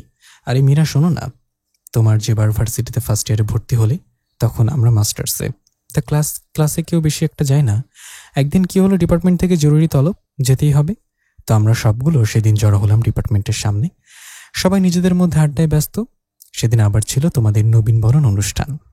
তৃষার কথার মাঝেই রোহানের মনে পড়ে এই পাহাড়ি আবহাওয়া চলে গেল আজ থেকে প্রায় 3 বছর আগের ভরা বসন্তের রৌদ্রোজ্জ্বল দিনে। ঘড়ির কাঁটা তখন বেলা 11টা ছুঁই ছুঁই। ইউনিভার্সিটির অডিটোরিয়াম থেকে ভেসে আসছে মৃদু কোলাহল। সূর্যের আগুনিয়া তাপ যেন ঝলসে দিচ্ছে চারিপাশ। এমন সময় এক হাতে শাড়ি সামলে তাড়াহুড়া করে অডিটোরিয়ামের সামনে এসে দাঁড়ালো এক নারী মূর্তি। আরেক হাতে পার্সটা শক্ত করে ধরে কপালের ঘাম মুছে নিল, আর সাথেই পাতলা আঙ্গুলগুলো কপালের ঘামে লেপ্টে থাকা চুলগুলোকে আস্তে করে কানের পেছনে গুজে দিল। কালো শাড়িতে গায়ের ফর্সা রংটা যেন দুত্তি ছড়াচ্ছে। লম্বা কালো চুলগুলো বেনি করে ঘাড়ের একপাশে ফেলে রাখা কালো কাজলে হরিণী চোখের অধিকারী সে মেয়েটিকে জাস্ট হাঁ করে দেখা যাচ্ছিল। ফুস করে নিঃশ্বাস ফেলে হাত ঘড়িতে সময় দেখে নিউ অডিটোরিয়ামে ঢুকে গিয়েছিল মেয়েটি। সে মেয়েটি ছিল মীরা। তারপর অজস্রবের ক্যাম্পাসে ক্যান্টিন ইউনিভার্সিটির সামনে মীরার সঙ্গে দেখা হতো রোহানের, কিন্তু কখনোই ওই কন্টাক্ট হয়নি। কখন যে চুপচাপ শান্ত মেয়েটিকে ভালোবেসে ফেলেছিল সে, গড নোস। তৃষার কথায় নিজের ভাবনা থেকে বাস্তবে ফিরে এলো রোহান। আরে জানো না তো মীরা, যে ছেলে কিনা দরকার ছাড়া কোনোদিন পারতপক্ষে ক্যাম্পাসে পা দিত না, তোমায় দেখার পর তো ক্লাস ছাড়া এমনই এমনি বসে থাকতো, আর আমরা সবাই হাসাহাসি করতাম এটা নিয়ে। তখনই কেউ একজন বলল যে তোমার নাম নাকি নীরা। কেউ তোমাদের ভুল ইনফরমেশন দিয়েছিল আপু। সেটা তো দেখছি। তা রোহান তোমায় এসব কিছু বলেনি? সন্দিগ্ধ কণ্ঠে জিজ্ঞাসা করে তৃষা। এবার মীরা কটমট চোখে দাঁত চিবিয়ে চিবিয়ে কোনো মতে বলে, না, আমাকে কেউ কোনো কথা জানানোর প্রয়োজন মনে করে না। মীরার কথা শুনে এক হাতে মাথায় চুলকিয়ে একটা ক্যাবলা মার্কা হাসি দেয় রোহান। আজ তার কপালে কি আছে কে জানে। পাহাড় বড় রহস্যময়। একটু আগে ঝকঝকে রোদ ছিল, হঠাৎ চতুর্দিকে কেমন যেন অন্ধকার হয়ে গেল। অতর্কিতেই যেন এক বিপদের সংকেত নিয়ে হাজির হলো কালো মেঘের দল। হু হু করে বইতে লাগলো হিমশীতল হাওয়া। তখন দুপুর গড়িয়ে গেছে। তৃষাদের থেকে বিদায় নিয়ে ওরা আবারও গাড়িতে উঠে বসে পড়ল। গন্তব্য ওদের হোমস্টে। এই আবহাওয়ার বাইরে থাকা বিপজ্জনক। পাহাড়ি রাস্তায় দক্ষ হাতে ড্রাইভার গাড়ি নিয়ে এগিয়ে যেতে লাগলো। চারিদিকে সবুজের সমারোহ আর মেঘ কুয়াশা, আবার কখনো কখনো রোদ। মনোচক্ষে বড়ই আরাম দিচ্ছিল ওদের। তারা যেন ভেসে যাচ্ছিল উতল হাওয়ায়। কিন্তু মীরার মুখ তখনও বেজার, মনে চলছে সন্দেহের দোলাচল। মীরার দৃষ্টি আকর্ষণ করতে রোহান খুক খুক করে গলার আওয়াজ করল। মীরা ওর দিকে না ঘুরেই সরু চোখে তাকালো। রোহান একটু বোকা বোকা হেসে বলল, ওরম তাকিও না, আমি ক্যাবলা হয়ে যাই, আমার চোখের ভাষা হারিয়ে যায়। মীরা চোখ রাঙিয়ে কেটে কেটে বলল, দাঁড়ো না, তোমার ক্যাবলা হওয়া বের করছি আমি। রোহান একটা ফাঁকা ঢোক গিলল বিড়বিড় করে। আবহাওয়া সত্যি বড় অপরূপ। ওরা রুমে পৌঁছানোর আগেই ঝিরঝির করে বৃষ্টি শুরু হয়ে গেল। ঠান্ডায় হাড়ে হাড় কাঁপন ধরিয়ে দিচ্ছে। কোনো মতে রুমে পৌঁছে রোহানের কলার চেপে ধরল মীরা। বিছানায় ফেলে দিয়ে বলল, বলো কি লুকাচ্ছ এতদিন ধরে আমার থেকে? মীরা দুহাতে আগ করে ধরে উল্টে বিছানায় ঠেসে ধরল রোহান। ওর চোখগুলো তাপ করে জ্বলে উঠল। হিসিয়ে বলল, হ্যাঁ, লুকিয়েছি আমি তোমার থেকে অনেক কিছু, অ্যান্ড আই নেভার রিগ্রেট ইট। তুমি কি আজ আমি অন্তত সবটা বলবে? প্লিজ, আজকে অন্তত কথা বলো না তুমি। মীরার গলায় মুখ ডুবে একটা লম্বা শ্বাস টেনে নেয় রোহান। তারপর ভারী গলায় বলে, কেউ যেন আমায় জানিয়েছিল তোমার নাম নীরা। এরপর থেকে আমি তোমার প্রতিটা স্টেপ ফলো করতাম। কিন্তু মীরা এবং মীরা ওয়ার্ড দুটো কাছাকাছি হওয়ায় তোমার নাম নিয়ে আমি তেমন মাথা ঘামাইনি। বিয়ের আগে আমি লাস্ট তোমায় দেখেছিলাম ইউনিভার্সিটির রিউনিয়ন অনুষ্ঠানে। সেখানে তুমি একটা কালো শাড়ি পরে গিয়েছিলে, and trust me, I missed heartbeat. Meera এবার ওকে ঠেলে সরিয়ে দিয়ে বিছানায় পা গুটিয়ে বসলো। গায়ে কম্বল জড়িয়ে নিয়ে বলল, তারপর কি? বন্ধুরা বললো প্রপোজ করে দে। আমি ভাবলাম, ধুর, প্রপোজ করলে যদি রিজেক্ট করে দেয় তাই সরাসরি বাড়িতে বিয়ের প্রস্তাব দেওয়াটাই শ্রেয়। যেহেতু আমি জানতাম তোমার নাম নীরা, তাই অবভিয়াসলি নীরার জন্যই বিয়ের প্রস্তাবটা নিয়ে যাওয়া হয়েছিল। রোহানের কথা শুনে মীরার মুখ জাস্ট হা হয়ে গেল। এত কিছু! ওর মুখের ভঙ্গি লক্ষ্য করে আবারও বলল রোহান, আরে এখনো তো অবাক হতে চলবে না, পিকচার আবির তো বাকি। হ্যাঁ, আমি তো জানতামই না এত কিছু। তোমাদের বাড়িতে মেয়ে দেখতে যায় মা আর মামা। আমি তাদের জানিয়েছিলাম তুমি অনার্স 3rd ইয়ারে পড়ো, কিন্তু মামা এসে জানায় যে আমি ভুল জানি, অর্থাৎ মেয়ে অনার্স 3rd ইয়ারে না ফাইনাল ইয়ারে পড়ে। তারপর আমি বললাম মেয়ের ছবি দেখো তো একটু। অ্যান্ড বিলিভ মি, নীরার ছবি দেখে আমি একটা 1000 ভোল্টের শক খাই। তুমি ভাবতে পারছো ওরা মেয়েকে পছন্দ করে আশীর্বাদ করে এসেছে। এখন আমি যদি বলি আজ আমি বিয়েটা করব না, আমার মা হয়তো কিছু ভুজুং ভাজুং দিয়ে বিয়েটা ভেঙে দেবে। কিন্তু তোমার বাবাকে কি করে বলি যে আমি আপনার বড় মেয়েকে না আপনার ছোট মেয়েকে বিয়ে করতে চাই? নিশ্চয় উনি ড্যাং ড্যাং করে বিয়ে দিতে রাজি হবেন না। মীরা তখন আর কিছু বলার নেই। এক নাম বিভ্রান্তির জন্য এত কিছু! ও মাই গড! এবার মীরার চোখ শুরু করে বলল, তাই তুমি নীরাকে কিডন্যাপ করার প্ল্যান করলে? অনেকটা সেরকমই, কেননা রিজু নীরাকে অনেক বোঝানোর পরও নীরা এই বিয়েতে রাজি হয়েছিল। তুমি হয়তো জানো না, রিজু আমাদের অফিসে চাকরি করে। ওই প্রথম আমাকে ওদের রিলেশনের ব্যাপারে জানায় এবং বলে যে এই বিয়েটা যেন আমি ভেঙে দিই। কিন্তু ওই যে বললাম নীরার সাথে বিয়ে তো ভেঙে দিতেই পারি, কিন্তু পরে তো তোমার বাবা তোমার সাথে আর বিয়েটা আমি দেবেন না। তাই সব দিক বিবেচনা করে নীরাকে কিডন্যাপিংয়ের সবকিছু সমাধান ছিল। মীরা 2 হাতে মাথার চুল খামচে ধরে বিছানায় শটাং হয়ে শুয়ে পড়ল। মুখ থেকে না চাইতো একটা দীর্ঘশ্বাস বেরিয়ে এলো। বিভ্রান্তের মতো শুধু এটাই বিড়বিড় করে যাচ্ছে, ও my god, O my god, এতটা ক্রিমিনাল মাইন্ডেড তুমি। রোহান তার 32 পাটি দাঁত বের করে একটা ক্লোজ আপ হাসিতে বলল, তোমার মতো ডেঞ্জারাস সুন্দরীকে তুলতে হলে একটু ক্রিমিনাল তো হতেই হবে babes. Black soft shift georgette sari, বর্ডারে ভারী সিকোয়েন্স কাজগুলো শাড়িটিকে করে তুলেছে আরও সুন্দর। সাথে black sequence deep neck blouse, কানে ভারী কুন্দনের কাজ করা ঝুমকা। তবে এটাই ছিল রোহানের সারপ্রাইজ। কাল দুপুরে মার্কেট থেকে এগুলোই কিনেছিল। রোহানের পছন্দ আছে, মানতেই হবে। ফ্রেশ হয়ে এসে শাড়িটা গায়ে জড়িয়ে নিল মীরা, আর সাথে রোহানের পছন্দের পারফিউমটাও গায়ে মাখতে ভুলল না। পুরো রুম জুড়ে ছোট ছোট মোমবাতি জ্বালানো, সাথে আছে পাহাড়ি বুনো ফুলের মাতাল করা গন্ধ। খোলা জানলা দিয়ে বৃষ্টির ছাট এসে ঢুকছে ঘরে।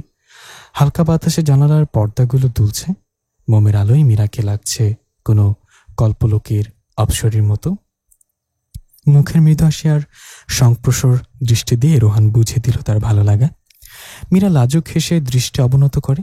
তার অন্তরান্তায় ক্রমাগত ধুকপুকানি বৃদ্ধি পাচ্ছে। রোহানের ওই অন্তর্ভেদী দৃষ্টি যেন শুষে নিচ্ছে তার ভেতরটুকু অব্দি। রোহান মৃদু হেসে এক হাতে মীরা কোমর পেঁচিয়ে ধরল, তারপর হেঁটে এলো জানালার কাছে। বৃষ্টির বেগ তখন কমে এসেছে। বাইরে থেকে আসার মৃদু বাতাসে কেঁপে কেঁপে উঠছে ওরা দুজনে। রোহান হালকা হাতে মীরার পিঠের ওপর ছড়িয়ে থাকা কালো সর্পিল চুলগুলো ঘাড়ের একপাশে এনে রাখল, তারপর ঠোঁট ছোঁয়ালো ওর উন্মুক্ত পিঠে। বৃষ্টি ভেজা বুনো হাওয়াটা প্রাণ ভরে টেনে নিয়ে বলল, মীরা, ব্যাপার কি? লাস্ট নাইট অফ হানিমুন বলে কথা, ইট শুড বি স্পেশাল। হালকা হাসির দমকে একটু সরে গেল মীরা। ওর দিকে এগিয়ে এসে একটু ঘনিষ্ঠ হলো রোহান, তারপর কানে কাছে ফিসফিসে বলল, আই অ্যাম অল ইয়ার্স। তোমার তো ভয় পাওয়ার কোনো কারণ নেই। এটা তো তোমার সংসার শেষ শুরু থেকেই। এটা হলো আমার মীরার সংসার। বাই দ্য ওয়ে, তুমি কবে আমায় এত ভালোবাসলে? রোহানের মুখে মিটমিটি হাসি। মীরা কোনো উত্তর না দিয়ে মুখ লুকালো তার বলিষ্ঠ বুকে। থাক না, কিছু না জানা, অন্তরালে ভালোবাসাটা থাক।